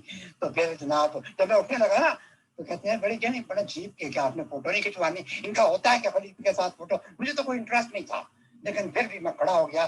انہوں نے پتہ نہیں وہ خالی کیمرہ چلایا یا نہیں چلایا، آئی ڈونٹ نو. تو جو باہر تھا اس نے کہا ملک صاحب آپ کے پاس ایڈریس ہے، ہم آپ کا ایڈریس ہمارے پاس ہے، ہم کو آپ کو بھجوا دیں گے. وہ اگلے دن خط آ گیا کہ آپ یہاں آئے ہیں، آپ نے شرارت کی ہے، آپ نے آنا تھا تو بتا کے کیوں نہیں آئے. جی میں بتا کے جاتا تو انہوں نے مجھے جانے ہی نہیں دینا تھا. تو میں واقعی خاموشی سے گیا ہوں، لیکن انہوں نے مجھے شیطان بنا دیا. کہتے ہیں آپ شیطانی کرنے آئے تھے، آپ جو ہے بغاوت کرنے آئے تھے. وہ جی میری انکوائری ہے. مولوی بیچا گیا وہاں سے کہ پتا کرو یہ مشتاق ملک یہ خلیفہ صاحب کو ملنے کیوں آیا تھا، یہ کیا کوئی وہاں بغاوت چل رہی ہے. تو وہ بھی اس کی بھی ایک داستان ہے کہ کیسا اس نے جناب کو ڈرامہ کیا. تو وہ خیر ضروری باتیں ہیں. تو بہرحال جب انہوں نے حوالہ دیا تو میں نے میاں صاحب کو کہا کہ جی وہ تو آپ سے میں نہیں چاہتے. کہتے ملک صاحب میں نے آپ کو بتایا تھا، خواہ مخواہ آپ ضد کر رہے تھے. میں نے کہا کہ آپ آ جاتے، جماعت آپ کے والد صاحب کی جماعت تھی. تو کہتے نہیں انہوں نے بلانا تھا. تو پھر انہوں نے مجھے بتایا کہ انہوں نے آپ کو حوالے ہی غلطی ہیں کہ آپ. تو جی میں واپس آ کے تو میں نے جب ابزارہ پڑھا ہے تو وہ تو میں نے ان کا جو کیا کہتے ہیں وہ جو ٹیچنگز پائی وہ تو ٹوٹلی مرزا صاحب کی جو ٹیچنگ سے ان سے مختلف تھی. تو ظاہر ہے پھر میری تحقیق ہوئی تو میں اس جماعت سے تو دور ہو گیا. میں نے کہا جی یہ ہماری جماعت نہیں ہے، یہ مرزا صاحب کی جماعت نہیں ہے، یہ کوئی اور ہی موومنٹ ہے. تو میں پھر اپنے گھر تک رہا ہوں، سوائے اس وقت کے جب کہ گھر میں کوئی پوتی ہو جاتی تھی یا کوئی بچوں کی شادیاں ہوتی تھی. بلکہ جب میں اس وقت جاتا تھا ان میں یہ لوگ مجھے گھور کے دیکھتے تھے اس طرح کے کھا جائیں. لیکن یہاں آپ کو پتا ہم تو نہیں کام بیٹھے ہیں، ہمیں تو یہ کچھ بھی نہیں. ہاں گھور کے دیکھ سکتے ہیں، جیسے بل کو کون روک سکتا ہے. شاید کو آوازیں بھی کاسلتی ہوں لیکن ہمارا کچھ بگاڑ نہیں سکتے. تو میں بس اب تو میں نے کئی سال ہو گئے ان کی مسجد کو دیکھا تک نہیں ہے سوائے اس وقت کے جو میرے 2 سالہ صاحب بہت ہوئے ہیں. جی مشتاق صاحب میں بہت ہی توجہ سے سن رہی ہوں. مجھے یہ پوچھنا ہے کہ اتنی انسیکیورٹی کی کیا وجہ ہو سکتی ہے؟ اگر کوئی شخص اتنی بڑی جماعت کا ہیڈ ہو اور اس کے اشارے پہ سب کچھ ہوتا ہو تو اتنا ایک شخص کا نام سنتے ہی اتنا زیادہ انسیکیور ہو جانا، آپ کے خیال میں اس کی کیا ریزن ہے؟ تو یہ تھا مختصر میں میری زندگی میں موڑ کہ میں نے ان کو کہا جی میں ان کے ساتھ نہیں ہوں. یہ وہ لوگ نہیں ہیں جن لوگوں کے ساتھ مرزا غلام احمد قادیانی کی جماعت تھی وہ شروع والے. تو میں نے وہی پھر عقیدے اپنا لیے جو مرزا صاحب کے تھے. وہ کسی وقت آپ کو میں بتاؤں گا کہ مرزا صاحب کے عقیدے کیا تھے جو میں آج جب ان کو سناتا ہوں تو کہتے ہیں جی آپ تو لاہوری پیغامی ہو گئے ہیں. تو پھر میں ان کو کہتا ہوں بھائی ہاں بالکل آپ ٹھیک کہہ رہے ہیں، مرزا صاحب جو تھے نا آپ کے وہ بھی پیغامی تھے، وہ لاہوری تھے، ان کے عقیدے یہی ہیں. تو ان کو پتہ نہیں یہ جہالت میں ڈوبے ہوئے ہیں. سب سے پہلے آپ کے پاس تو ایک مثال موجود ہو گئی ہے جو کہ یہ عطیہ کو جو انہوں نے تھریٹ کیا. عطیہ نے کیا کیا؟ عطیہ کا کیا قصور ہے؟ عطیہ کا یہی قصور ہے کہ اس نے جو نظام دیکھا ہے، جو ان کے ساتھ زیادتیاں ہو رہی ہیں، جو وہاں خرابیاں ہوئی ہیں، جو قتل ہوئے ہیں، یہ ان کو ایکسپوز کر رہی ہیں نا. وہ یہ چاہتی ہیں کہ یہ نظام پارسا ہو جائے، ٹھیک ہو جائے. لیکن اس کے جواب میں آپ نے دیکھا کہ ان کو کتنی گندی گالیاں ملی، کتنی غلیظ گالیاں. یہ گالیاں اگر ان کے بانی سن لیتے ان کو کھڑے کھڑے وہیں یہاں کو میں نہیں سمجھتا وہ کیا کرتے، ان کو نکال دیتے. لیکن یہ چونکہ خلیفہ کو ایسے بندے چاہیے، غنڈے چاہیے. خلیفہ صاحب جو ہے وہ اس کمپیٹنٹ نہیں ہے، تو ان کو ایسے بندے چاہیے جو ان کی خلافت کو سپورٹ کرتے رہیں. آپ کو حیران ہوں گی کہ مجھے 2 روز پہلے لندن سے ایک صاحب نے کال کیا اور مجھے ویسی ہی انہوں نے وارننگ دی کہ ملک صاحب آپ کو کیا پرابلم ہے؟ دیکھو خلافت کی یہ برکات ہیں، وہ برکات ہے، آپ کیوں چلے گئے؟ آپ جو نکل جاتا ہے وہ تباہ ہو جاتا ہے، وہ برباد ہو جاتا ہے، یہ ہوتا ہے وہ ہوتا ہے. پہلے تو میں نے ان سے پوچھا بھی آپ نے مجھے میسج تو دے دیا ہے کہ انانیمس کال کر کے مجھے نام تو بتائیں. تو پھر انہوں نے مجھے نام بتایا، جی ان کا نام ہے چودھری اکرم. میں نے امیر فیصل بھائی کو بتایا کہ جی وہ یہ ہے. تو خیر میری اب ان سے دوستی ہو رہی ہے. تو میں نے پھر اپنے بتایا کہ میں نے اس سلسلہ میں یہ چیزیں دیکھی، یہ ان کی باتیں جب دیکھی. آپ لوگوں نے جھوٹ بولے، آپ مجھے ان کے جو کارنامے بتا رہے ہیں کہ بڑی ترقیات ہو رہی ہیں، کہ اتنے مساجد بنا دی، اتنے احمدی کر لیے اور اتنے قرآن کے ترجمے کر لیے، اتنی کتابیں. 12 تو میں نے کہا جی آپ یہ فرضی باتیں نہ کیا کریں. تو یہ تھریٹ دیتے ہیں، لیکن یہ تھریٹس وہ بیچارے ان پر تو چل جائیں گے جو ان پہ ڈیپینڈ کرتے ہوں. میں ان پہ یا میرے بچے ان پہ ڈیپینڈ نہیں گئے تھے، ہمیں ان کی تھریٹ کی کوئی پرواہ نہیں ہے. لیکن یہ پھر ظاہر ہے ہمارے جیسے بندے ان کو چاہیے. میں آپ کو مثال دیتا ہوں پاکستان کی سیاست.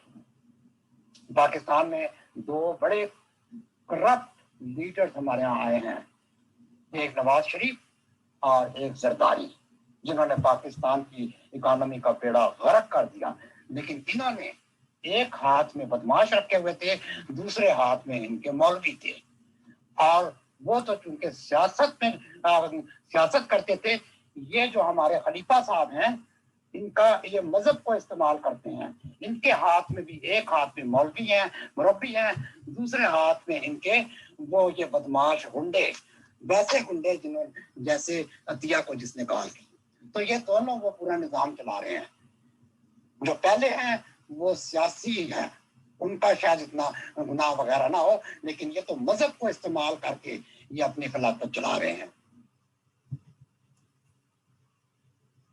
जी बिल्कुल, ये जी हजूरी किस्म के ये निज़ाम चाहते हैं, क्योंकि ये वहां से आए हैं ना। असल में ये हमारे जो मुल्कों में जब ये अंग्रेज आया है, आप तो जानती हैं, आप तो इंडिया से हैं, अंग्रेज ने हमें गुलाम बनाया हुआ था।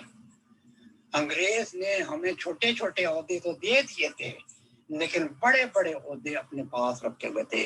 तो नतीजतन क्या होता है था कि जो हमारे बेचारे गरीब लोग थे वो इनकी जी हजूरी करते थे, इनके सामने झुकते थे, इनको साफ साफ कहते थे, सर सर कहते थे। और जिसको अंग्रेजी नहीं आती तो पता नहीं क्या, मुझे तो अब्बा जान कभी कभी सुनाते थे हम कैसे बुलाते थे इनको, अपने बड़ों को। तो उन्होंने इस कौम को एक गुलामाना ज़हनियत दे दी। उसके बाद इनमें जो मुगल बादशाह आए, उन्होंने मजीद इनको गुलाम बनाया। फिर उसके बाद ये पंजाब में सिखों का बड़ा राज रहा है, और ये सिख तो बहुत ही जालिम थे। सिखों ने ये तो मुसलमानों की मसाजिद में नमाज अजान नहीं देने देते थे। जो अजान देता था उसकी पिटाई होती थी, बड़े जुल्म होते थे। ये तो खुदा का करना हुआ कि ये ईस्ट इंडिया कंपनी वहां आई, अंग्रेज आए, इन्होंने फिर क्या कहते हैं, जो नज्म नस्क था इंडिया का, वो उनके वडेरों को दे दिया, छोटे छोटे पॉकेट्स बना दिए, और वो सारा नज्म नस्क उनको दे दिया। यानी इनको पुलिस हायर नहीं करनी पड़ी, इनको वो चौधरी वो करते थे। और बड़े जो है ये फिर वो माल बनाते थे, इनको गुलाम बना के रखते थे, इनको लेबर जॉब देते थे, लेकिन कभी भी इन्होंने को ऑफिसर टाइप का जॉब नहीं दिया। तो ये भी इनकी गुलामाना ज़हनियत, ये हमारे सामने खलीफा सब कुछ है, लेकिन हम जो है उसके गुलाम हैं। ये वजह है हमारी इस खिलाफत की, वो इताअत की। हाँ जी, अगर इसके अलावा कोई और बात हो तो मुझे बताएं। जी मोहतरम मुश्ताक साहब, अगला सवाल जो है वो निज़ाम से रिलेटेड है। वो ये है कि जहाँ तक मुझे पता चला है कि शादी ब्याह का भी, रिश्ते नाते का भी शोबा इस निज़ाम में मौजूद है, लेकिन इसके बावजूद बेशुमार लड़कियां जो हैं वो रिश्तों के इंतज़ार में काफ़ी एजड हो चुकी हैं, और जो रिश्ते होते हैं उनमें डिवोर्स रेट और आइली झगड़े वगैरह हद से ज़्यादा है। इसकी क्या वजह है? जी, इस जमात में जो शादी का जो है ना शोभा, वो निज़ाम कज़ा होता है। जो भी यहाँ के इनकी शादियाँ होती हैं और शादियाँ डिज़ॉल्व होती हैं, अब ज़्यादातर इनकी शादियाँ डिज़ॉल्व हो रही हैं। और क्यों हो रही हैं? वो इसलिए कि ज़्यादातर लड़के तो इनको चले गए बाहर वहाँ, और लड़कियां पीछे रह गई। अब इनकी ज्यादा वहाँ लड़कियों की तादाद में इजाफा हो गया, तो वहाँ अव्वल तो मुनासिब रिश्ते नहीं मिलते। अब दूसरे इस जमात में जो लड़कियों में तालीम ज्यादा है, लड़कों में नहीं। लड़के मुश्किल से जब हाई स्कूल करते हैं और ये भाग जाते हैं, तो जब वहां जाते हैं तो वहां तो इनको ऐसे रिश्ते नहीं मिलते, क्योंकि जाहिर वो अव्वल तो बड़े लिखे लोग होते हैं, उनमें रिश्ते करने मुश्किल, फिर वहाँ का माहौल और है। तो वो फिर लड़के किसी तरीके से पाकिस्तान में अपने रिश्ते ढूंढते हैं, तो इनके वालिदैन जाते हैं वहाँ, कुछ ऐसी मिसमैच करवा देते हैं। भाई एक पढ़ा लिखा लड़का नहीं होता, हाई स्कूल भी नहीं होता। मेरी अपने अजीज है, वो उसका जो दूल्हा है वो प्राइमरी पास है शायद 5-6, और क्योंकि वो जमींदार है तो उसने एक लड़की ग्रेजुएट से दाखिला वो कर दिया है। एक तो उसकी पहले शादी हुई थी कनाडा में, और दूसरे इसके साथ ये तो आया गुजारने के लिए, शादी कराने के लिए शादी हो गई, 1 साल रहा है वहाँ, उसको एक बच्ची दे के चला गया। अब वो वहाँ 4-5 साल से रखा हुआ है उन्होंने, और ये कहा कि मैं तेरे लिए फाइल कर रहा हूँ, पेपर कर रहा हूँ, ये बल्कि धोखा दे रहा है। तो ये ऐसे धोखा नहीं बहुत ज्यादा होती है। वो आते हैं या कोई पैसे के चक्कर में शादियां करते हैं, जेवरात के चक्कर में, जमीनों के चक्कर में। तो ये जब ऐसे रिश्ते हों تو وہ کبھی کامیاب نہیں ہوتے. اور اس میں زیادہ کون سفر کرتا ہے؟ زیادہ لڑکیاں سفر کرتی ہیں. لڑکیوں کو بہت مشکلات ہوتی ہیں دوسرا رشتہ ڈھونڈنے میں. اور لیکن اب تو میں سمجھتا ہوں جو لڑکیاں یہاں آ گئی ہیں تھوڑا ہوشیار ہیں, وہ پھر بدھو لڑکوں کو پاکستان انڈیا میں پھنساتی ہیں. ان کے ساتھ بے شک وہ میرا ایک ایسا بھی میرے جاننے والوں میں ہے جو پڑھی لکھی ہیں ماشاءاللہ خود, لیکن وہ اپنا جو رشتہ انہوں نے کیا ہے وہ ایک زیادہ پڑھا لکھا نہیں ہے, وہ جرمنی میں. اب وہ مس میچ ہے, سمجھ گئے نا. تو یہ ہے کہ وہ اس کو لے آتی ہیں, ان کو یہ انٹرسٹ ہوتا ہے کہ یہ ہمیں ویزا مل جائے گا, یہ باہر چلا جائے گا, وہاں کمانا شروع ہو جائے گا. لیکن کب تک جس شادی میں کوئی انٹرسٹ ہو, جو کوئی لالچ ہو, وہ شادی کبھی بھی کامیاب نہیں ہوتی. اس لیے ہمارے اور پھر ان کا طلاق کا سسٹم بھی بڑا ہی خراب ہے, بہت خراب ہے. میں آپ کو بتاؤں گا, میں آپ کو اپنی ذاتی مثال دوں گا, میں کسی کی مثال نہیں دیتا. یہاں پر جو یہ خواتین یا جو مرد ہیں جب یہ طلاق دیتے ہیں تو یہ اپنے نظام کے پاس نہیں جاتے. وہ ان پہ تو یا پھر ٹرسٹ نہیں کرتے یا پتہ نہیں, کیونکہ یہ پھر یہاں کے کورٹ سسٹم سے ڈائیورس فائل کرتے ہیں. میرے کیس میں میری ڈائیورس 2013 میں ہوئی, اور میری بیوی جو تھی انہوں نے ڈائیورس فائل کی کیونکہ ہمارے عقائد میں اختلافات ہو گئے. میں ان کو کہتا تھا کہ آپ جن کو مسلم عورت کہتی ہیں وہ ان کی تو وہ ماں پیدا ہی نہیں ہوئی. وہ مرزا صاحب کو تو وہ خاتون ملی ہی نہیں کہ آپ یہ خط پڑھ لیں, تو یہ مسلم عورت کیسے ہو گئے. تو ہمارا اس بات پہ جھگڑا ہوتا تھا. تو بہرحال دیٹ واز, اب لیکن جب بلیف میں یہ اتنا بڑا وہ آ جائے, گیپ آ جائے تو بڑا پرابلم ہوتا ہے. تو خیر شکر ہے اس وقت تک میرے بچے سارے ہو گئے تھے سوائے ایک چھوٹے کے, یہ گریجویشن کر رہا تھا. انہوں نے شاید بیسیکلی بات یہی بنائی کہ یہ تو لڑتا رہتا ہے, جھگڑتا رہتا ہے گھر میں یہ وہ, تو انہوں نے اپنے جا کے کورٹ میں ڈائیورس فائل کر دی. کیونکہ اس وقت میری پراپرٹی بھی تھی خاصی, میرے پاس 2-3 گھر بھی تھے, میرا بزنس بھی تھا, میرے پاس کچھ کیش بھی تھا. تو اس کو یہ تھا کہ اس بدبخت بندے کے پاس 3-4 گھر بھی ہیں اور اس کے پاس کیش بھی $50-60 ہزار ہے, تو یہ آدھا تو مجھے مل ہی جائے گا کیونکہ یہاں کے کورٹ سسٹم میں اور آدھا مل جاتا ہے کیونکہ وہ ہمیشہ سے میری بیوی رہی ہے. اب اس نے کورٹ سے جا کے وہ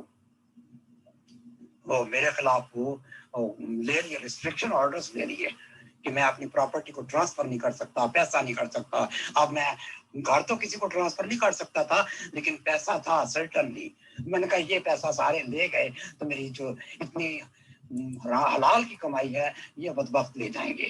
تو میں نے تھوڑا سا کنسلٹ کیا اپنے لوگوں سے, کچھ اپنا بھی دماغ استعمال کیا, کہ وہ پیسہ اپنے بچوں میں بانٹ دیا, 2 بیٹوں میں 2 بیٹیوں میں, جتنا میں دے سکتا تھا وہ. ان کا بیٹا مجھے نہیں پتا یہ مجھے مار دیں گے یا کیا کریں گے, تم کم از کم پیسے, میرا بیٹا گریجویشن کر رہا تھا, ان کا بیٹا یہ پیسے تم اب لے لو, مجھے نہیں پتا بعد میں میں دے سکوں کہ نہیں.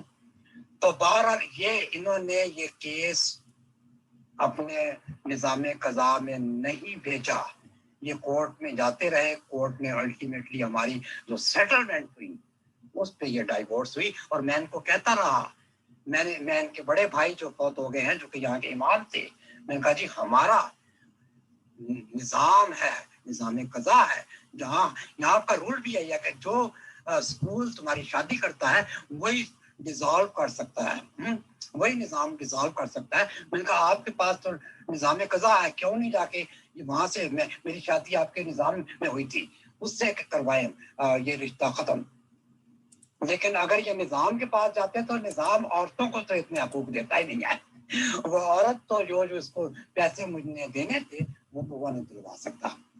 تو بہرحال میں نے بھی کہا ٹھیک ہے میرے بچوں کی ماں ہے, چلو میں دے دیتا ہوں جو اس کے ذمہ آیا. لیکن زیادہ اگرچہ میں نے یہاں کے لا کو میں نے وائلیٹ کیا, مجھے کورٹ کی طرف سے انسٹرکشن آئی تھی کہ تم نے اپنا پیسہ بھی کسی کو نہیں بھیجنا, لیکن میں نے اپنا پیسہ بچوں کو دے دیا اور اپنے اٹارنی کو بتا دیا. میں نے کہا میں تمہیں یہ بتا رہا ہوں کہ یہ میرا پیسہ یہ میرے بیوی کے پچھلے لے جائیں گے, اور یہ میں نے بڑی محنت سے کمایا ہے, حالات کی کمائی کی ہے, یہ لے جائیں تو مجھے بڑا افسوس ہوگا.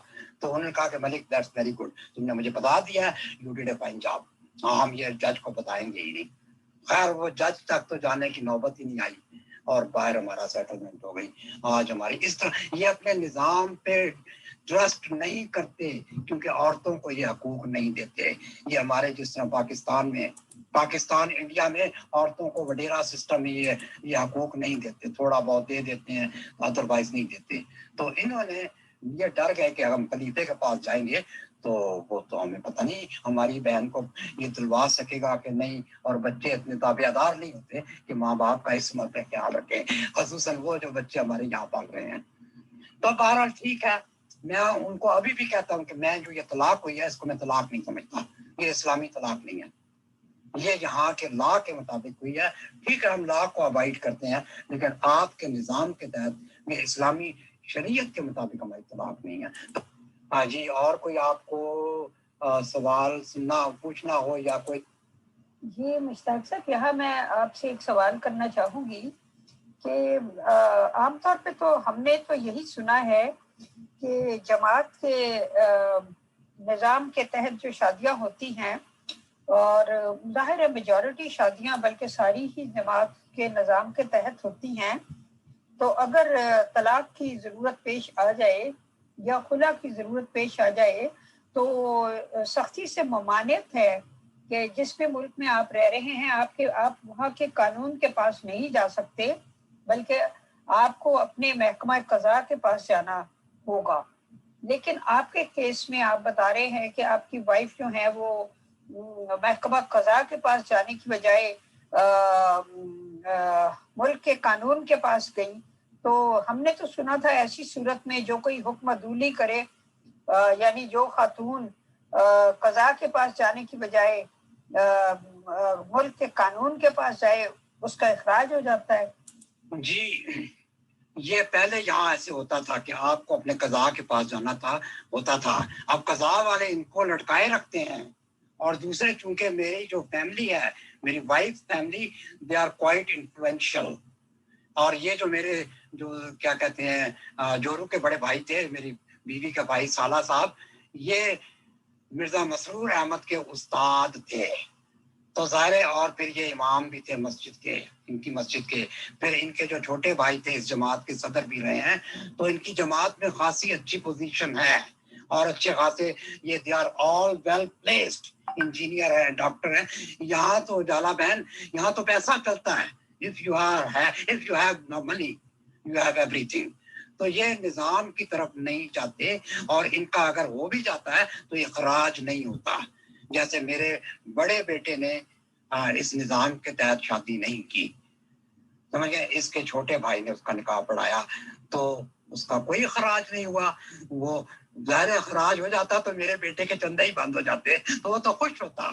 تو یہ ڈیپینڈ کرتا ہے کہ اگلے کی سرکمسٹانسز پہ. جتنا آپ جی حضوری کریں گے نا, اتنا ہی آپ کو دبائیں گے, اور آپ کی فائنینشیل پوزیشن بھی میٹر کرتی ہے. اگر آپ ان کو ٹھیک ٹھاک پیسے دیتے رہتے ہیں تو یہ آپ کو کچھ نہیں کہتے. لیکن چونکہ فراڈ زیادہ ہو چکے تھے تو یہ اس میں قضاء میں, تو انہوں نے کہا کہ جی سب سے پہلے اگر آپ نے یہاں شادی کرنی ہے تو پہلے جا کے کورٹ سے جج کے سامنے ایک میرج سرٹیفکیٹ لے کے آئیں. تو میرج سرٹیفکیٹ لینا پڑتا ہے.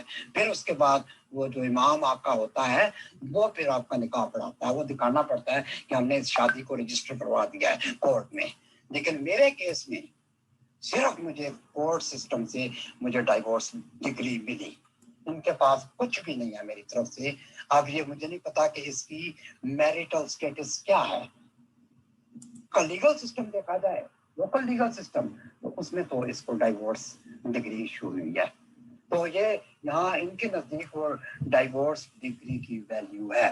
لیکن مجھے نہیں معلوم کہ وہ ان کے نظام قضاء میں ایکسیپٹیبل ہے یا نہیں. یہ ان جھوٹی عزتوں کے پیچھے جاتے ہیں بڑے بڑے عہدے, اور بعض ان میں لوگ ایسے بھی ہیں جو ان عہدوں کا بڑا ناجائز فائدہ اٹھاتے ہیں. اور ناجائز فائدہ وہ لوگ اٹھاتے ہیں جو یا تو نوجوان ہوتے ہیں یا وہ لوگ جو چندے لیتے ہیں, جن کے پاس جماعت کا مال آتا ہے. ظاہر ہے اس میں ان کو چیک کون کرتا ہے, آڈٹ سسٹم تو ہے ہی. اور وہ بھی آسٹن جماعت کا جو ہے نا جو مال کا سسٹم ہمارے گھر نہیں ہے. یہ چندے لیتے ہیں میری بیوی کے رشتے دار ہیں جی. تو کیسے خلیفہ ان کو نکالے گا, سوال ہی پیدا نہیں ہوتا. مجھے نہیں پتا. میری بیوی جاتی ہیں اسی طرح مساجد میں جاتی ہیں, समझ गए ना, उनके साथ लजना की वो पता नहीं ट्रेनिंग भी करती होंगी। अब तो वो बेचारी 65 साल की हो गई हैं, वो इनके और क्या काम आएगी। जी मोहतरम, मेरा अगला सवाल ये है, इसको मैं पढ़ भी देती हूँ ताकि ये रिकॉर्डिंग में शामिल हो जाए। क्या वजह है कि इस जमात में इंटरनेशनल सतह का कोई आलिम पैदा नहीं हुआ? जो मुरब्बियान और मुफ्तियान हैं वो सारी उम्र जामिया में पढ़े हुए इल्म की जुगाली करते रहते हैं। जी, इनके जो है ना मुरब्बियान, बस वही जो 6-7 साल इनके, एक तो जामिया यहाँ है कनाडा में, वहाँ इनके मुरब्बी तैयार होते हैं, या फिर जर्मनी में है, इंग्लैंड में होगा, लेकिन वही है वो 6-7 साल की जो देते हैं। मुझे एक दो मेरे जानने वाले थे, उन्होंने अपने बच्चे भेजे वहाँ, लेकिन वो छोड़ छाड़ के आ गए। कहते जी वहाँ तो आए दिन लड़ाइयाँ होती हैं, वहाँ तो माहौल बड़ा ख़राब है। और वाकई मैं जब सोचता हूँ, जब वो मैं आमिर मुनीर साहब की वो ऑडियो सुनता हूँ कि इनके जामियास में ये बड़े वो गैर अखलाकी हरकत बहुत होती हैं, तो हो सकता है उससे वो छोड़ छाड़ के आ जाते हों। लेकिन यहाँ पर जो बच्चे सेटल हो जाते हैं, उनको अच्छे जॉब मिल जाते हैं, उनको ये मुरब्बी बनने की क्या जरूरत, इसलिए ये ज्यादा पढ़ते लिखते नहीं है। आज इस पूरी जमात में मुझे लगता है मुबशर कालू के अलावा मुझे तो और कोई मुफ्ती नजर आता ही नहीं है। जी, इस जमात में बड़े पढ़े लिखे लोग थे, इस जमात में बड़े बड़े पढ़े लिखे हकीम नूरुद्दीन के पाए का आज तक इनका आलम इसमें पैदा नहीं हुआ। मौलाना मोहम्मद अली के पाए का आज तक पैदा नहीं हुआ। और बड़े बड़े इनमें, और वो सारे कुछ लाहौर जमात में चले गए। इनको गवर्नमेंट कॉलेज लाहौर से एज ए प्रोफेसर रिटायर हुए, माशाल्लाह आज भी जिंदा है। उनकी उम्र अब 100 साल के करीब होने वाली है। मैं इनके बारे में आपको कभी दिलचस्प कहाँ सुनाऊंगा स्टोरी कि इनके साथ क्या हुआ। तो ये है, इसीलिए इनके लोग नहीं आ रहे सामने। ये जो मौलवी है, इनका कोई स्टैंडर्ड नहीं है, इनका कोई इंटरनेशनल लेवल का कोई मौलवी है ही नहीं। अव्वल तो वैसे ही अब इनको कोई पसंद ही नहीं करते। इन्होंने मिर्जा महमूद ने ये तफसीर कबीर और तफसीर सगीर लिखी थी उन दिनों में। उनकी एक ये कमेटी थी, वो आज इनको पढ़ता नहीं सिवाय इन्हीं के लोगों के। ये तफसीर कबीर वैसे भी इनकी इनकम्प्लीट थी, और बनाई भी इन्होंने कमेटी एक बनाई थी, उन्होंने कंप्लीट की। बल्कि उन्होंने से एक मौलवी साहब थे, मौलवी पावा, तो वो एक दफा उन्होंने शिकायत कर दिया मस्जिद में कि काम हम करते रहते हैं और नाम खलीफा साहब अपना लगा देते हैं। तो उनको जमात से फिर उन्होंने कुछ सजा वगैरह दी थी। तो ये तो जमात अब जहालत की तरफ जा रही है। हाँ, इल्म के मैदान में इनके पास पढ़े लिखे लोग हैं, इंजीनियर हैं, डॉक्टर हैं, और बड़े अच्छे अटॉर्नीज भी हैं, और बड़े अच्छे। लेकिन जो मजहब में पढ़ गए वो वहीं रहे। सिर्फ उन्हीं लोगों ने प्रॉस्पर किया मजहब में जिनके पास माल होता था। जो माल, जैसे आज अमेरिका से जो जब लंदन मनी लॉन्ड्रिंग के जरिए जाता, आजकल भी जाता है, exactly money laundering still continues, लेकिन अब थोड़ा ये उस पर कंट्रोल हो गया है। अब चंदे भी तो कम हो गए हैं ना। तो ये वो काम करते हैं। उन्हें एक दो दफा या मिर्जा ताहिर जब यहाँ आए थे ह्यूस्टन में, इसकी मस्जिद की की बुनियाद थी उस वक्त, उससे पहले मैं इनको मिल चुका था। वो यहाँ मनार उमर साहब के चक्कर में इन्होंने मुझे देखा तो बड़ा देख के आंखें परे कर दी। अच्छा, वो जब ये जो जमात के लोग थे, ये जब आते थे, जो इनका ये तरीका होता है, जब आप खलीफा साहब को मिले तो उनको नजराना देना होता है। यहाँ पर आके वो नजराना खलीफा डायरेक्ट नहीं लेता। वो जो साथ इनके जो क्या कहते हैं सेक्रेटरी थे मुनीर जावेद, वो चंदे ले लेके, सॉरी नजराने ले लेके वो अपनी जेब में डाले जाते थे। अब हमारे सामने देखा है, वो बाद में खलीफा साहब को वो कब देते थे मुझे नहीं पता। अगर उसमें से अगर कुछ पैसा रख भी लेंगे तो खलीफा साहब ने क्या उनको पूछना है। तो ये मुनीर जावेद इनके जो सेक्रेटरी हैं, ये मिर्जा ताहिर साहब के जमाने में भी ये सेक्रेटरी थे। इनको लोग नहीं मिलते, इनको अपनी ट्रस्ट के लोग नहीं मिलते, क्योंकि ये होल जो है ना, इनके मामलात खुशी हैं। तो जो इनको मिलते हैं वो अपना हिस्सा तो निकालते हैं सर्टनली। वो इसने कौन से, मैं समझता हूँ वो बादशाह होंगे। तो ये तो मैंने अपनी आंखों के सामने देखा। तो लोग नजराने दे रहे थे, ये जनाब मुनीर जावेद साहब जनाब अली, इनसे पकड़ के अपनी कोट की जेब में डाले जा रहे थे। अब ये देखें, इनको कौन कहेगा कि ये बड़े दयानतदार हैं। میرے جیسا جو کمزور ایمان ہے وہ تو شک کرے گا کہ ادھا پیسہ منیر جاوید کھا جائے گا، باقی ادھا وہ دوسرے کھا جائیں گے. تو یہ ہوتا ہے، ان میں کوئی ایسا حساب کتاب نہیں ہے. میں نے ایک دفعہ اپنے سالہ صاحب سے پوچھا، یہ ان کے مجلس شورا کے ممبر تھے، تو یہ سال میں ایک دفعہ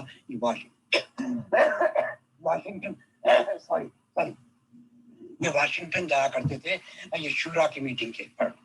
تو میں ان سے پوچھتا تھا کہ آپ نے کیا نظام کیا ڈسکس کیا، کیا وہ بجٹ وغیرہ یہ وہ. کہتے ہیں وہ ہمارا سیکرٹ ہوتا ہے، لیکن ہم وہاں جا کے یہ سارا نظام حساب کتاب کرتے ہیں. بہرحال انہوں نے بھی وہ جیسے پنجابی میں کہتے ہیں نا، وہ گونگلوا تو مٹی جھاڑی تھی، تو انہوں نے بھی گونگلوا پہ مٹی جھاڑ کے مجھے بتا دیا کہ ہمارا چیک اینڈ بیلنسز بہت ٹھیک ہے. جی یہ میں نے آپ کو یعنی مختصراً بتا دیا. جی محترم مشتاق صاحب، بہت دلچسپ رہی آپ کے ساتھ گفتگو. اب میں آپ سے آخری سوال یہ کرتی ہوں کہ یہ جو اتنا زیادہ پیسہ اکٹھا ہوتا ہے، آپ نے فرمایا کہ جو جس صورت میں بھی چندہ اکٹھا ہوتا ہے وہ سب خلیفہ صاحب کی خدمت میں پیش ہوتا ہے، تو خلیفہ صاحب اس کا کیا کرتے ہیں؟ آخر اس چندے کا کیا استعمال ہوتا ہے؟ جی یہی سوال میں نے ان صاحب سے بھی پوچھا. کہتے ہیں دیکھیں ہم نے اتنے مساجد بنائی ہیں، یقین کیجئے پچھلے کئی سالوں میں نے کوئی نئی مسجد نہیں بنتی دیکھی. پبلیکیشن تو ویسے ہی نہیں ہو سکتی، پاکستان میں ویسے ہی بین ہے، انڈیا میں مجھے نہیں معلوم کتنے ایم پی ہیں. یہاں پر دکھاوے کے لیے جرمن میں ان میں 100 مساجد کے لیے چندے اکٹھے کیے تھے، معلوم نہیں بنی یا نہیں. ہاں یہ جب پاناما لیگ نکلی ہے، وہ پاناما لیگ میں بہت سے لوگوں کے نام آئے جنہوں نے وہاں سیکریٹ اکاؤنٹ رکھے تھے. تو ان کے خلیفہ صاحب کا بھی اکاؤنٹ ہے، ان کے خاندان کے لوگوں کا بھی. یہ انہوں نے کہا کہ جی ہم نے وہاں پیسے رکھے ہوئے ہیں، کیونکہ پاکستان میں تو آپ کو پتا ہے کہ پابندی ہے، اور یہ بھی ڈر ہے کہ ہمارے پیسے پہ یہ وہ ہمارے بینک اکاؤنٹ کو فریز نہ کر دیں. بس مطلب میں ویب سائٹ پہ ان کی جا کے دیکھا تھا، وہاں ہر چیز جو ہے وہ کوئی عبد الباقی ارشد صاحب کچھ اس طرح کے کسی شخص کے نام پہ ہے. مطلب ہر ایک چیز جو ہے نا اس کے پتہ نہیں بانی ہیں یا وہ کیا ہے، منتظم ہیں، آئی ڈونٹ نو وہ کون ہے. میں نے ان کو بتایا تھا جب یہ میں پچھلے 7 8 10 سال پہلے بتایا تھا جب مرزا طاہر صاحب کی خلافت تھی. مرزا طاہر صاحب اپنے پچھلوں کے لیے تقریباً 6 ملین یا 8 ملین پاؤنڈ سٹرلنگ چھوڑ گئے تھے. اب جی وہ پیسہ ان کے پچھلوں کے کام آیا. ان کا تو کوئی بیٹا ہی نہیں تھا، ان کو تو بیٹیاں تھیں، تو ان کے تو داماد سارے عیش کر گئے. کاش میری شادی وہاں ہو جاتی مجھے بھی کوئی 4 پیسے مل جاتے. جی انہوں نے وہ ٹرسٹ بنائے ہوئے ہیں وہاں پر، اور ایسے بندے رکھے ہوئے ہیں جو کہ ان کے اپنے وہ ہوتے ہیں، جو ان کی کانفیڈنس کے ہوتے ہیں. ان کو پتا ہوتا ہے کہ یہ سارا پیسہ نہیں کھائیں گے، ہو سکتا ہے اس میں سے کسی کو دے دیں. جس طرح پاکستان میں آج معلوم ہوں گے آپ، آئے دن وہ کورٹس جو ہے وہ بتاتی رہتی ہیں کہ جی انہوں نے کسی کے ٹھیلے والے کے وہ زرداری صاحب نے ٹھیلے والے کے نام اکاؤنٹ کھولا ہوا تھا، کسی نے وہ جھاپڑی والے کے اکاؤنٹ. ان کے بھی ایسے چھوٹے چھوٹے لوگوں کے نام یہ پیسے رکھے ہوئے ہیں انہوں نے. تو یہ پیسہ ان کا بڑا میں تو سمجھتا ہوں کہ بڑا کمپلیکیٹڈ سسٹم ہے. یہ سسٹم ان کو پتہ کون دے گئے؟ یہ سسٹم ان کو ایم احمد دے گئے، جو کہ پاکستان کے فائنینس منسٹر تھے بھٹو کے زمانے میں. تو وہ ان کو ایک نظام دے گئے، اور آج کل جو وہاں پر ہیں ان کے وہ اپنے اعتبار کے لوگ ہیں جنہوں نے فائنینسز کو فائنینسز جو ہے نا اس کا وہ کیا ہوا ہے. تو جیسے اس وقت وہ ان کا کیا نام ہے، رفیق کچھ ایسے نام ہے ان کا، رفیق سم تھنگ جو بھی ہے، وہ ان کا جو ہے یہ حساب کتاب رکھتے ہیں. اور باقی تو جو پیسہ وہاں سے چلا جاتا ہے. آج کل ہولڈنگ تو کر نہیں سکتے. مجھے نہیں پتا، پہلے یہ کرتے تھے موومنٹ کہ جب جرمنی جاتے تھے، جا کے جب جرمنی گئے تو بے شمار لوگ ان کو نذرانے دیتے تھے، تو یہ اپنے ٹرنکس کی بوٹ میں وہ پیسہ کیش لے آتے تھے. اب ان کو پتا لگ گیا، اب ان کی تلاشی ہوتی ہے جب یہ بارڈر کراس کرتے ہیں، ان کی پوری تلاشی ہوتی ہے. آپ یہ پیسے ایسے نہیں لا سکتے. یہ جب سے یہ منی لانڈرنگ کے کیسز پکڑے گئے. ہاں جی ان کا نام رفیق حیات ہے. ہاں جی بالکل، وہ بہت دیر سے یہ ان کے وہاں امیر ہیں یا کیا ان کے پاس پوزیشن ہے. از ویری امپورٹنٹ پرسنالٹی وہاں پر. تو ان کے پاس یہ حساب کتاب مجھے لگتا ہے کہ یہ ان کو ایم ایم احمد صاحب تیار کر گئے تھے، کیونکہ ایم ایم احمد جی یہ بہت عرصہ امریکہ کے امیر جماعت رہے ہیں۔ جی ہاں، یہ رفیق ایاز صاحب یہ یو کے امیر ہیں۔ مجھے نہیں معلوم کہ خلیفہ کی موجودگی میں امیر بھی ہو سکتا ہے، کیونکہ یو کے میں تو خلیفہ ہے، یو کے کا تو انچارج خلیفہ صاحب کے پاس ہے، لیکن مجھے نہیں پتا کہ خلیفہ کی موجودگی میں کوئی امیر جماعت بھی ہوتا ہے، یہ مجھے معلوم نہیں ہو سکتا۔ بہت بہت شکریہ، بہت جزاک اللہ محترم مشتاق صاحب کہ آپ تشریف لائے، اتنا وقت آپ نے دیا اور ڈفرینٹ ایسپیکٹس بتائے، ڈفرینٹ سوالوں کے جواب دیے۔ تو انشاءاللہ اویلیبلٹی آف ٹائم پر ہم آپ کو پھر سے زحمت دیں گے، اور ممبرس کے بھی ہمارے پاس بہت زیادہ سوالات اکٹھے ہو رہے ہیں، بٹ ظاہر سی بات ہے کہ ٹائم لمٹ ہوتی ہے۔ لگ بھگ اباؤٹ 2 آورس ہو گئے ہیں سر، تو انشاءاللہ آج کے لیے اجازت۔ بہت شکریہ، بہت جزاک اللہ۔ السلام علیکم ورحمۃ اللہ وبرکاتہ۔